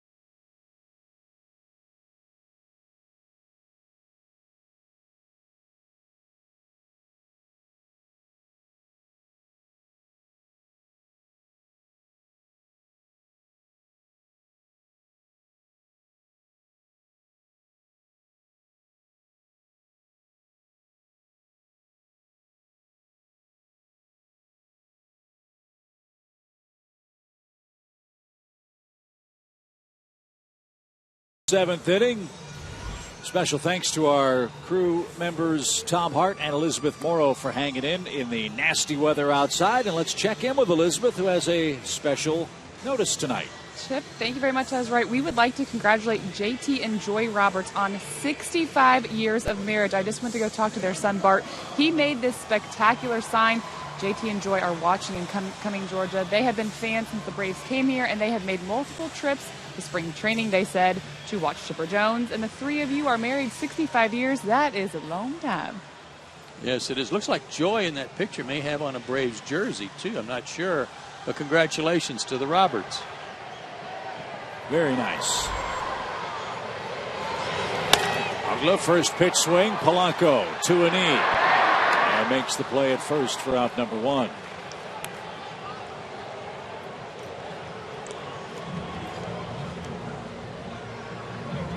Chan looked it up for us, Chip, and the Brewers signed Loesch to a 3-year, $33 million deal. It was 3 years. 3 years. Wow. But in today's market, that's not a bad number, knowing what you're getting, what you've got, or what the commitment would be, and that you've got him tied up for the next 2.5 years. Let's see what his record is. Got some postseason experience. Pitched well for the Cardinals last year in the postseason.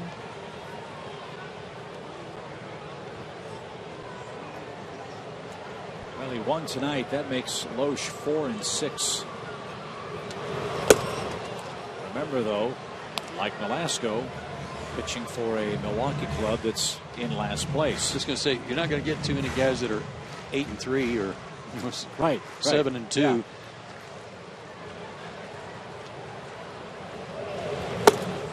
I was surprised to see these three pitchers the Braves are going to face in Philadelphia. I wasn't surprised by Cliff Lee being 9-2, but Kyle Kendrick's 7-5, and Jonathan Pettibone is 4-3, all three with winning records. 1 ball, 2 strikes for B.J. Upton. Another name to keep in mind with the Phillies. About a month and a half ago, they signed Carlos Zambrano. And he's been pitching for them, or had been pitching for them, at AAA. He had some physical problems a week ago or so. Not sure if he's back pitching quite yet. As Upton's down on strikes. Carlos Zambrano, if he can prove he can pitch, might be a guy the Phillies could trade for something that they could use. If not, bring him to the Major League club themselves. Kyle Loesch was 16-3 last year for the Cardinals in a 2.86 ERA and 118 wins in his career coming into this season. Yeah, that would work. You're looking for a piece to your rotation. Here's Johnson with the bases empty. And up and in.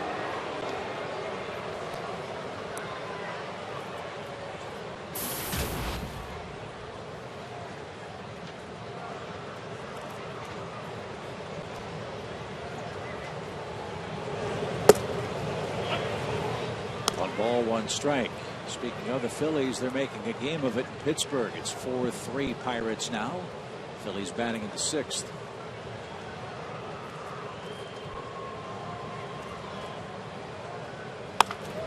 Johnson, a looper into left. And Chris is aboard with 2 outs, and the Braves will go to their bench. And it looks like Jordan Schaefer. Saturday, baseball night in America returns as the Braves head to Philadelphia. They will face Charlie Manuel and his Fightin' Phillies. Baseball night in America starts Saturday at 6:30 Eastern, 5:30 Central, starting with the MLB All-Star Game Selection Show.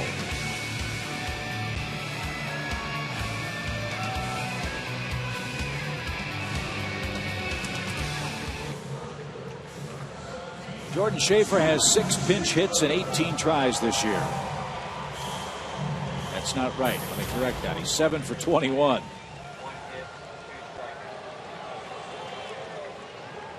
With a home run and 3 RBIs.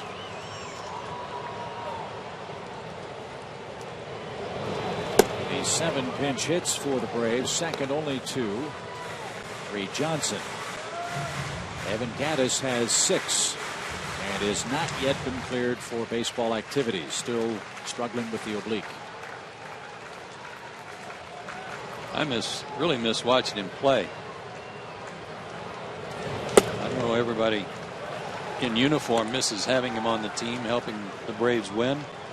But I just enjoy watching him play and anxious for him to get back.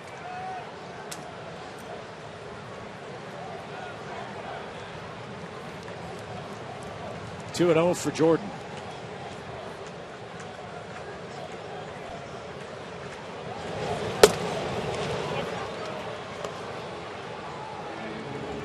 Jordan obviously still a little hobbled last night. We saw him have to really bust it down the first base line on that ball off the pitcher's foot.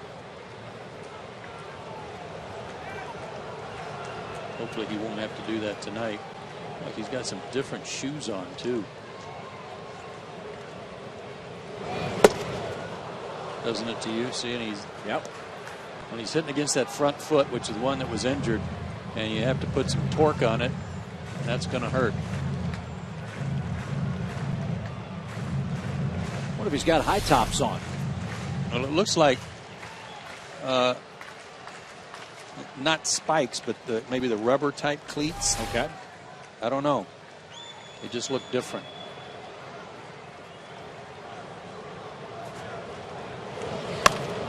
To the right side. That will retire the side. Schaefer not running well down the first base line at all. Atlanta's out of luck in the 7th inning. We go to the 8th. Ricky Nolasco and the Marlins in command, leading 4-2.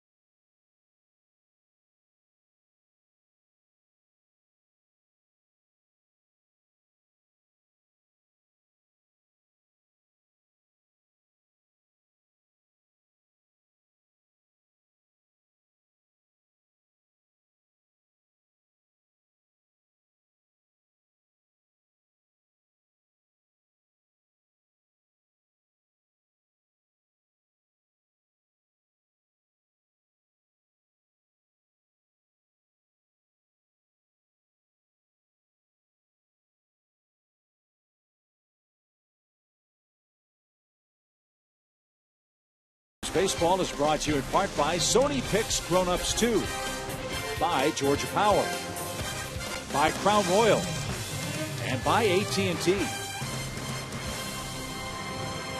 It's 4-2 as we head to inning number 8. Marlins will have Polanco, Solano, and Echeverria coming up. And since Polanco's in the batter's box, or about to be, he's our AT&T Uverse trivia question. Over the last 20 years, he's one of 2 players with 500 career games at third and second. Who's the other? I think I'm going to set a precedent here for me, because I don't have a clue. I mean, I don't mean that I know all the answers. I mean, I always have a guess. Right. I don't even have a guess. This is such an obscure question. Is it too late to ask for another question? I think so. It is. This is one she was saving for the rainy day. I really don't like her right now. No balls and a strike.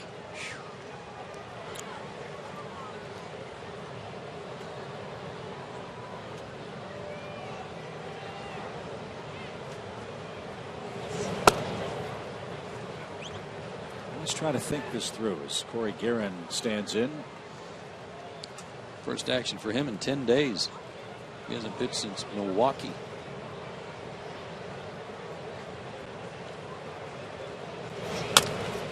A bouncing ball. Anderson's got it. And there's your first out. Okay, let's think about guys that have been utility guys. Martin Prado. Yeah, that'd be a good guess. Omar Infante. I don't know if he's played that many games. I'm going to go Jeff Blauser. How's that? There's a guess. Jeff Blauser. I'm going to say Prado. Okay. Good for him. One out here in the 8th. Any question involving that Fonzie is definitely not cool. Ricardo Alfonso. Here's Solano. And he's promptly hit by a pitch.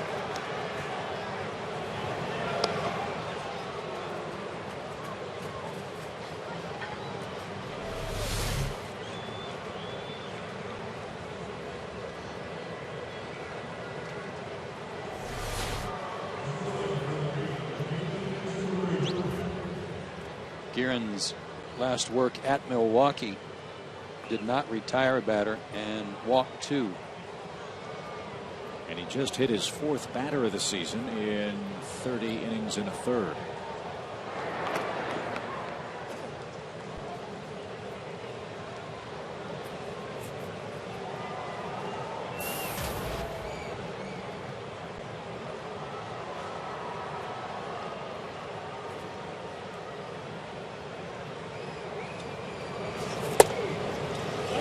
5 walks and at least 1 hit batter in his last 2 2/3, 3 innings.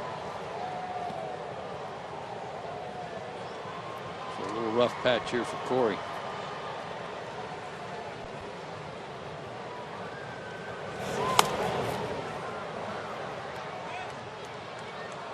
No balls, 2 strikes.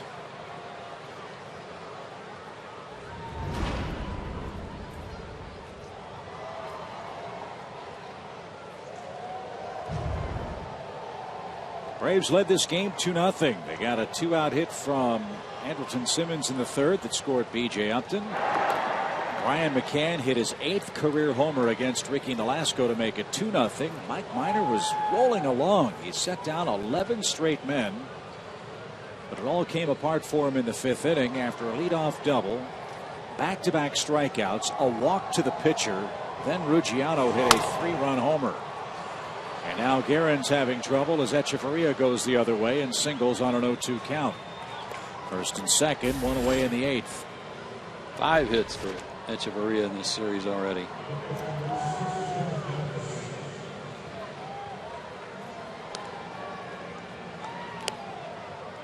So Mathis hits.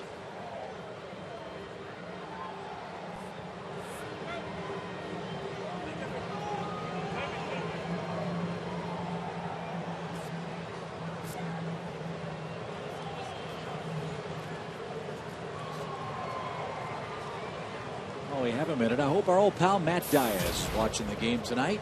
He's on the Marlins disabled list. Matty, you might recall this spring was with the Yankees. They let him go and Miami scooped him up.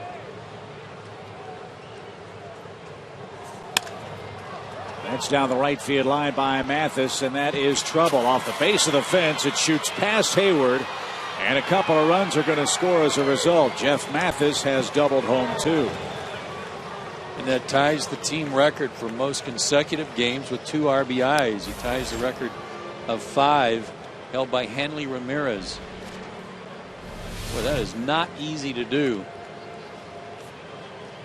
Mistake up. I thought at first the only question was whether or not this ball was going to be fair or foul, but it was fair by a good margin. And it came off the padding pretty hard. Hanley Ramirez had 5 straight games of at least 2 RBIs. And it breaks a tie he had for second with Preston Wilson and Jorge Cantu. He might have been a nominee for second and third. Cantu? Uh-huh. Yeah. He's a good player. I like watching him swing the bat. Here's Dobbs. Greg Dobbs bats for Nolasco, who pitched a beauty if this was his last game as a Marlin. Dobbs to left. Justin gives ground, makes the play, 2 outs. Nolasco went 7 innings, 7 strikeouts.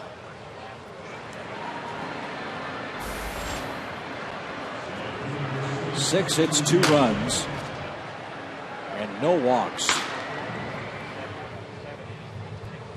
And he's in line to earn his 5th victory of the season. For a man that had struggled in 3 of his last 4 starts, Nolasco was real impressive.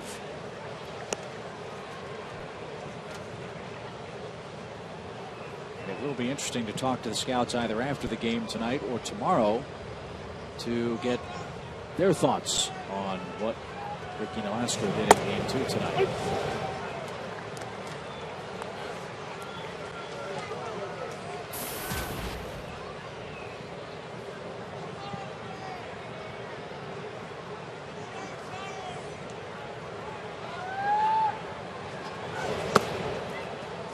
To our trivia question where the answer was Edgardo Alfonso. Joe and Chan looked it up for me. Joe, of course, did most of the heavy lifting on it. Martin Prado played 232 games as a second baseman, 248 as a third baseman, and 230 as a left fielder. We'll remember that because we'll get quizzed on that before we I hope that was a wet baseball.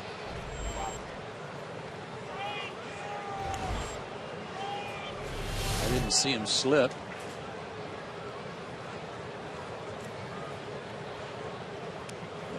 McCann could tell right away that he's going to have to chase that one.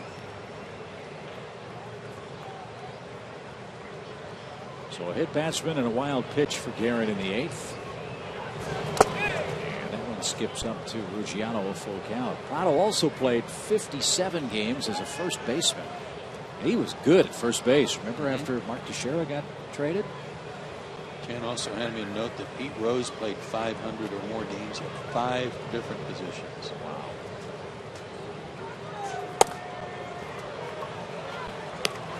Corey's troubles continue. He walks Ruggiano. And Ed Lucas will be the hitter. He's already 2 for 4 tonight. Save up to 45% off an outfield pavilion ticket and a concert field pass for the Braves' next 2 concerts. That's tonight's Steal of the Week. $39 will get you a field pass and a ticket for the Steve Miller Band show on Saturday, July 13th. The Big and Rich show Sunday, September 1st is only $29. Visit Braves.com/steal right now. To the mound. And Guerin will make the underhanded toss to first, and that'll retire the side. Rough frame for Corey in the 8th. The Marlins add to the lead for Ricky Nolasco. It's now 6-2.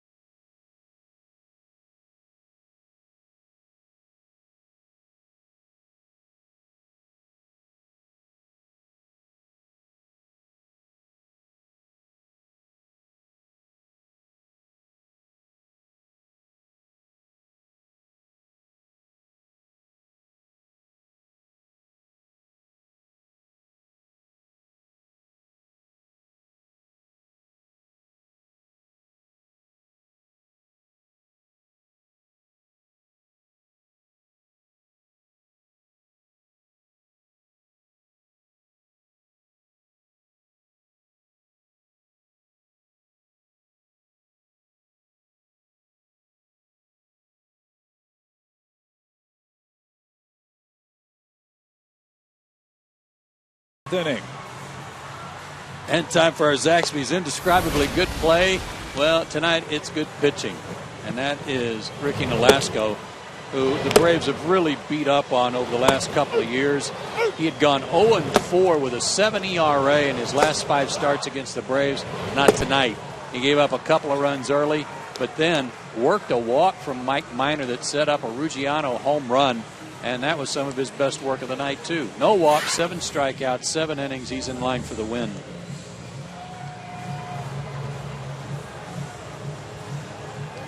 And he'll give way to right-hander Chad Qualls, who will face the top of the Braves batting order. Interesting story about Chad Qualls. This guy's been around baseball a long time. He's been in a lot of different ball clubs and has had responsible roles with a lot of teams. He did something the other day that I find hard to believe. For a guy that's been in the game as long as he has. There was a play in which Echeverria, his shortstop, who we've already seen is very good with a glove, had a play that was questionable hit or error. It was ruled a hit. Now then, that base runner against Qualls didn't come around to score, so it wasn't like it added to his earned run average or anything. But he and his agent lobbied to have it changed to an error.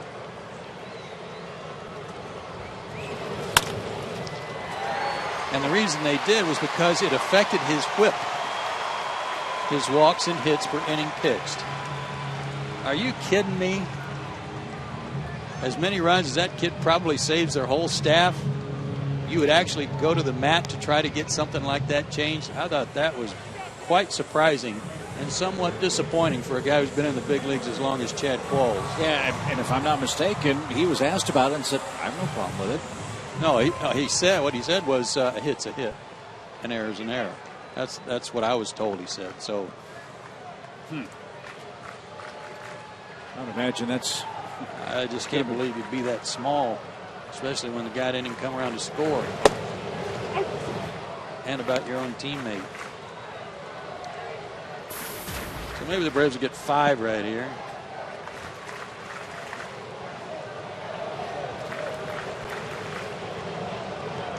As Hayward digs in, Simmons at first. And way outside, an even count. 1-1.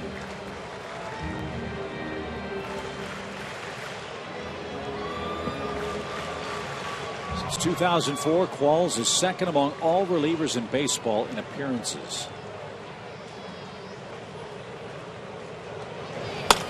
Line to short. That's on Echeverria's glove. And they get the force at second. Simmons was in no man's land. He couldn't go, thinking Echeverria was going to catch that ball at short. When he dropped it, it was an easy play at second. That might be another phone call.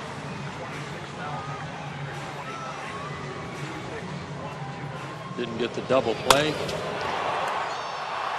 Jason thought he was going to catch it, but able to beat the throw.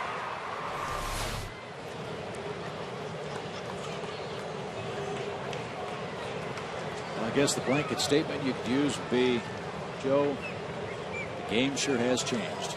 Yeah. Strike to Justin Upton.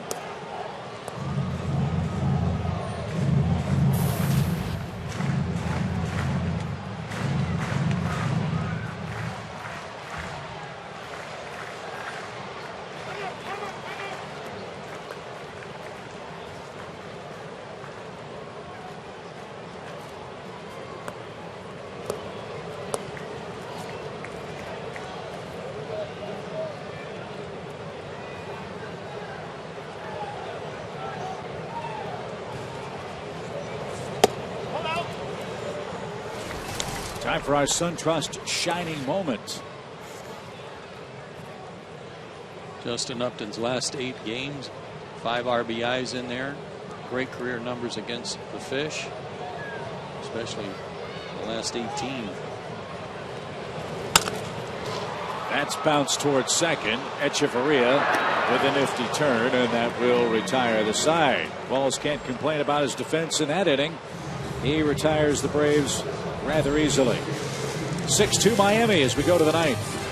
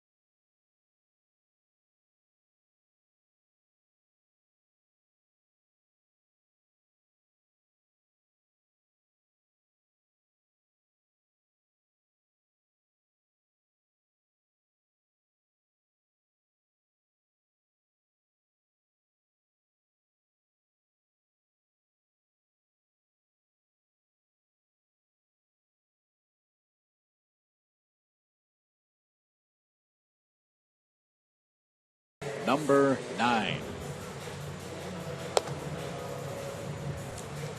Weather permitting, looks like we're going to have a rubber game of this 3-game series unless the Braves rally in the 9th inning. Here are your Chevron probable starters.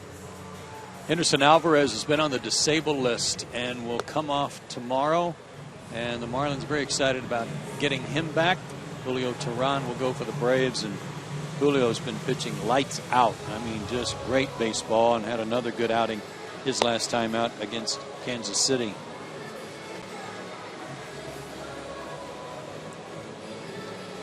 New pitcher out there for the Braves with the 2, 3, 4 hitters coming up for Miami. It's Anthony Barbaro. As you look at Anthony's numbers, he worked last night an inning. Gave up a hit, but zeros otherwise. Tehran's last outing was not in Kansas City. It was at home, the first game of the homestand on Chipper Jones night against the Diamondbacks. 6 innings of 4-hit shutout. Ball struck out 10 when the number 10 was retired.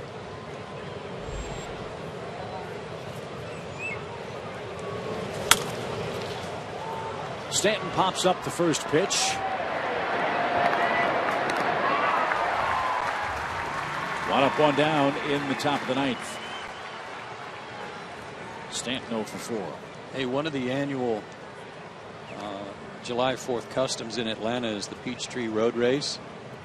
I think it's a 5K. Is that right? It's a 10K. And our own trivia question person, Gretchen Caney, is going to be running in the Peachtree Road Race tomorrow, weather permitting, if they are able to get it in. So we wish her good luck and small blisters. And if the trivia question tomorrow is, can you name the 21,311 people that finished behind her, we're going to have a problem. I understand Elizabeth's going to run too. Oh, good. Good.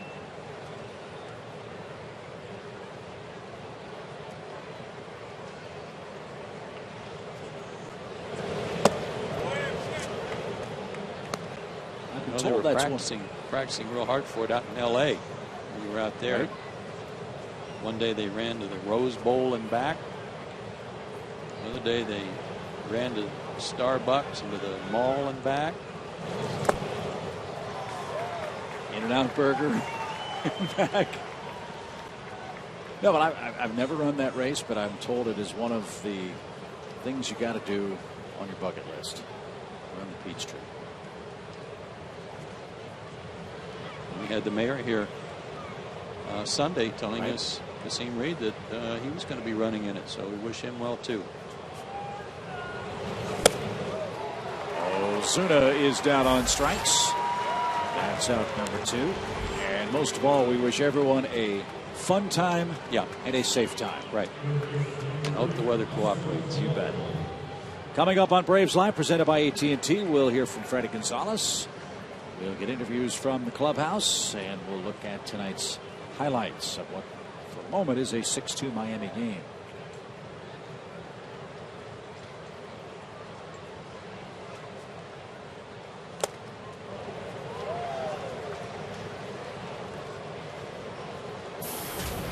I'm told the Peachtree Road Race is the largest 10K in the nation and 60,000 people strong. Like I said, a big event, an annual custom here in Atlanta.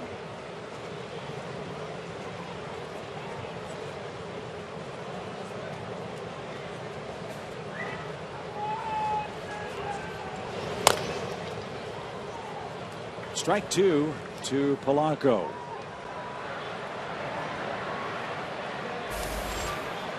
Former Brave Mike Dunn is readying himself in the Marlins bullpen.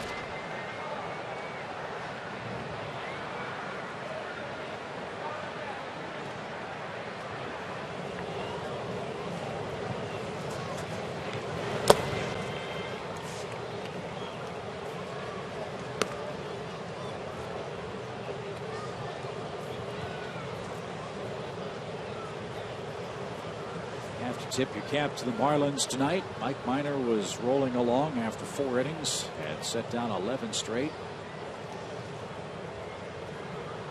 A sequence to the pitcher got away from Mike, and then Luciano made him pay with a long homer. The Marlins haven't trailed since. Navarro, a good job of the 9th inning, got him 1, 2, 3. Last chance for the Braves in the 9th.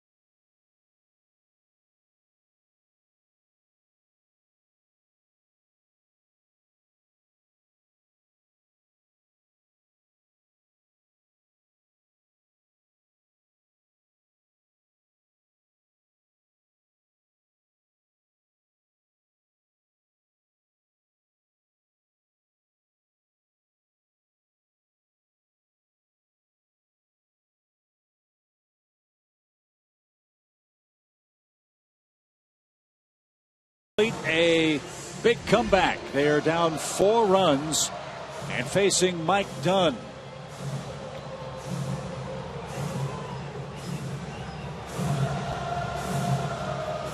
Dunn has made 41 appearances. That's 5th most among all major league pitchers, and he's not satisfied with the mound, it appears, as we see his season numbers overall.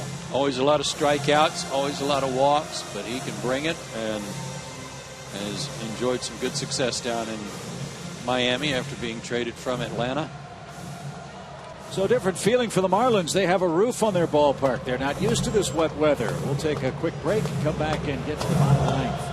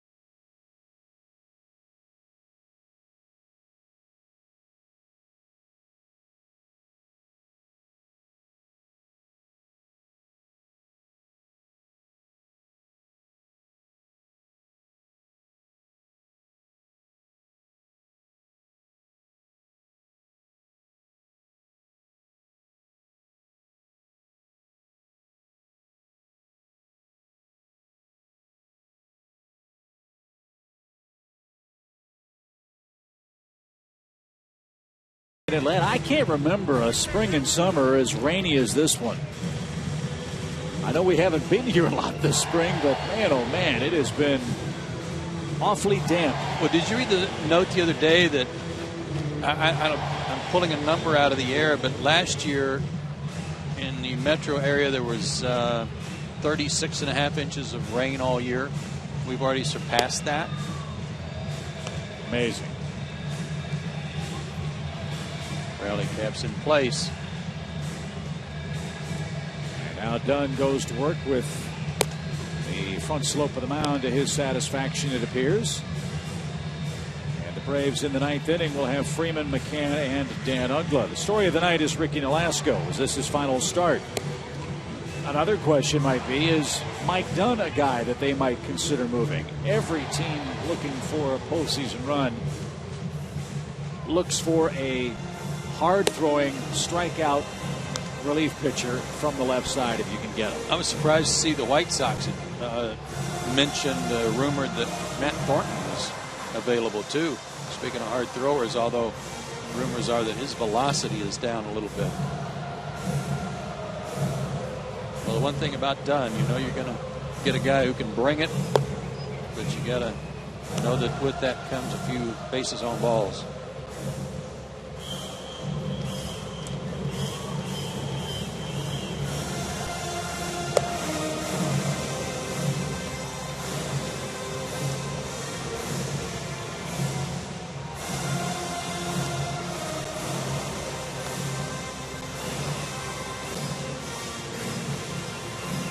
Chopping through the raindrops tonight as we close in on 10 o'clock Eastern time. 6-2 Miami. Freddie Freeman ready to go. He's 1 for 3 and has a 7-game hit streak working.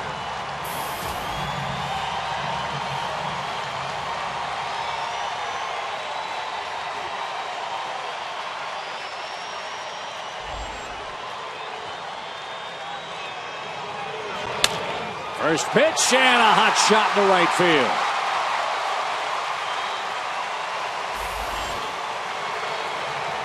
Freeman always aggressive on the first pitch. Got a strike and didn't miss it. Leadoff man on in the 9th. Time for the Moe's Southwest Grill home wrecker home run. That came from Brian McCann, who kind of, I'm sure, wrecked the night for Ricky Nolasco momentarily. The 8th career homer by McCann off of Nolasco, but that 2-0 lead was short-lived, and Nolasco in line for the win now.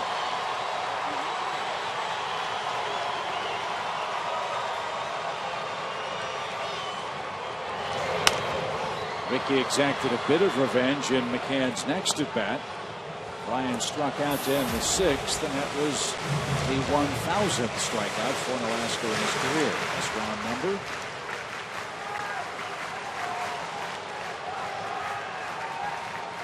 No balls and a strike. Way outside from Dunn.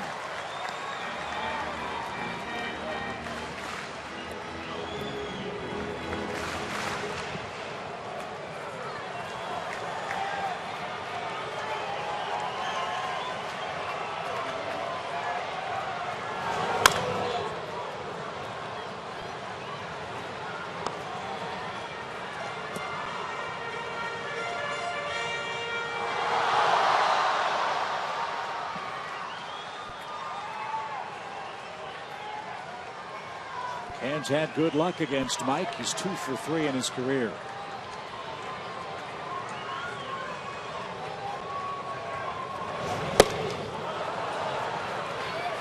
He's 2 for 4 and is out number 1 in the 9th. Bit of an oddity when you look at Dunn's numbers, Joe. Lefties are hitting him better than righties, albeit slightly. He's got a good slider to go with that high octane. Fastball in the mid-90s, 94 to 96, and a hard slider. That is a little odd. His fastball's got a little run to it, though, and maybe he makes a mistake and runs it back into the lefties a little too often. He faces one of the men for whom he was traded, Dan Uggla. Let me turn that around. Uggla faces one of the men for whom he was traded. It was Omar Infante and Mike Dunn a couple of years back. 1 ball, no strikes. And a base hit for Uggla. 2 on in the 9th inning. Here's B.J. Upton. Best come from behind team in baseball in terms of wins, but Also the most dangerous because of so many different guys that can come to the plate and hit the ball out of the ballpark. Now they had Steve Cishek loosening in the bullpen. And a long look down toward the pen. And Mike Redmond's going to make the call. This would be a save opportunity. And Cishek's been really good over this good stretch of games that Marlins have been playing. So Dunn faces 3 hitters. 2 of them reach safely with singles, and the game still in doubt in Atlanta. 6-2 is your score.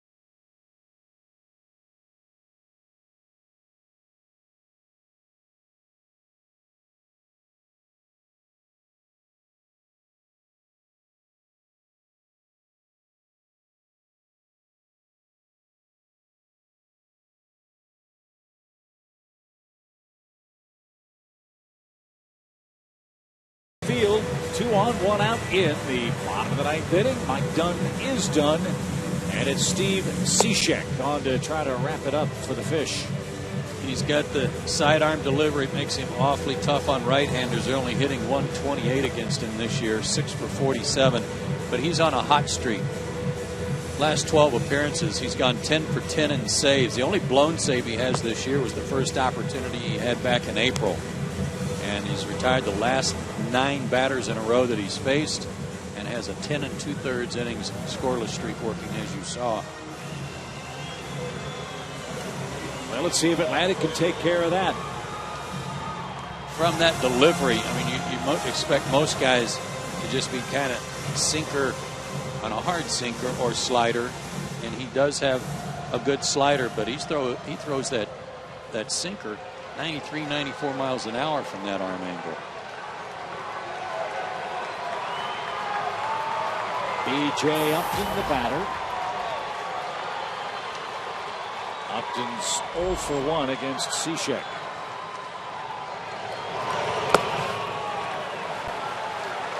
He has absolutely dominated right-handed hitters this year. Cishek's allowing righties a 128 batting average.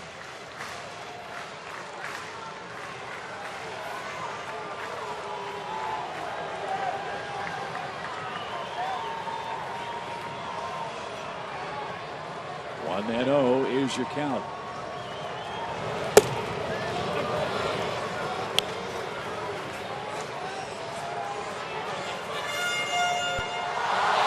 He's out of Falmouth, Mass. And a born and bred Marlin, a 5th round draft pick a few years back.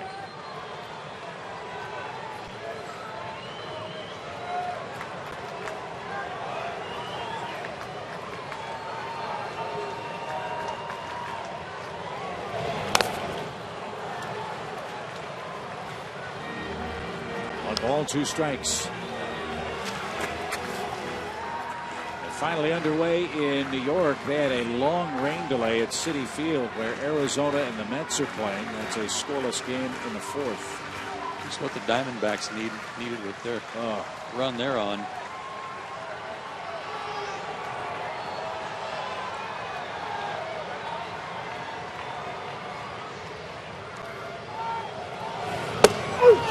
AJ took one right down Capitol Avenue, and he's the 2nd out.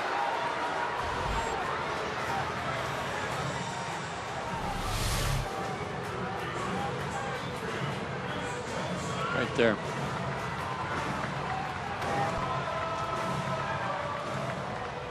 Well, we started our broadcast talking about how well Chris Johnson's been swinging the bat in the 8th spot. Let's see if he can keep the game alive in the 9th.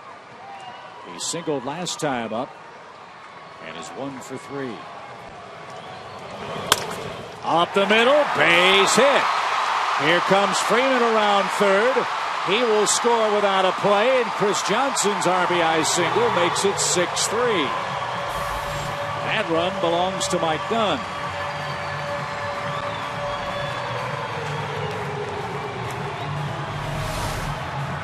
26th RBI for Chris Johnson. He got that sinker to flatten out a little bit and right back where it came from. 3-run game, tying run at the plate. And it's Tyler Pasternicki.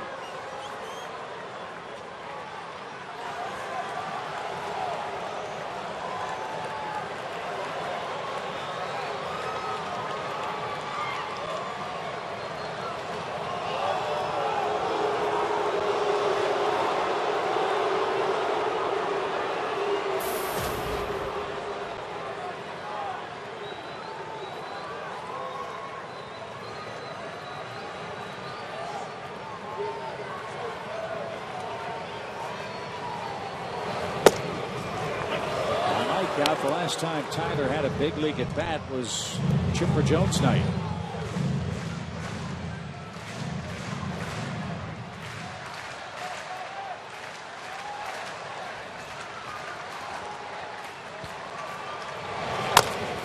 Chopped back to the mound. Cishek's got it, and the Marlins have beaten the Braves in Game 2 of the series. 6-3 the final score. Ruggiano's big 3-run homer in the 5th inning turned around a 2-0 lead held by Mike Minor. And Ricky Nolasco, in what might be his last start as a Marlin, was a winning start in Atlanta. Back to Turner Field in a moment.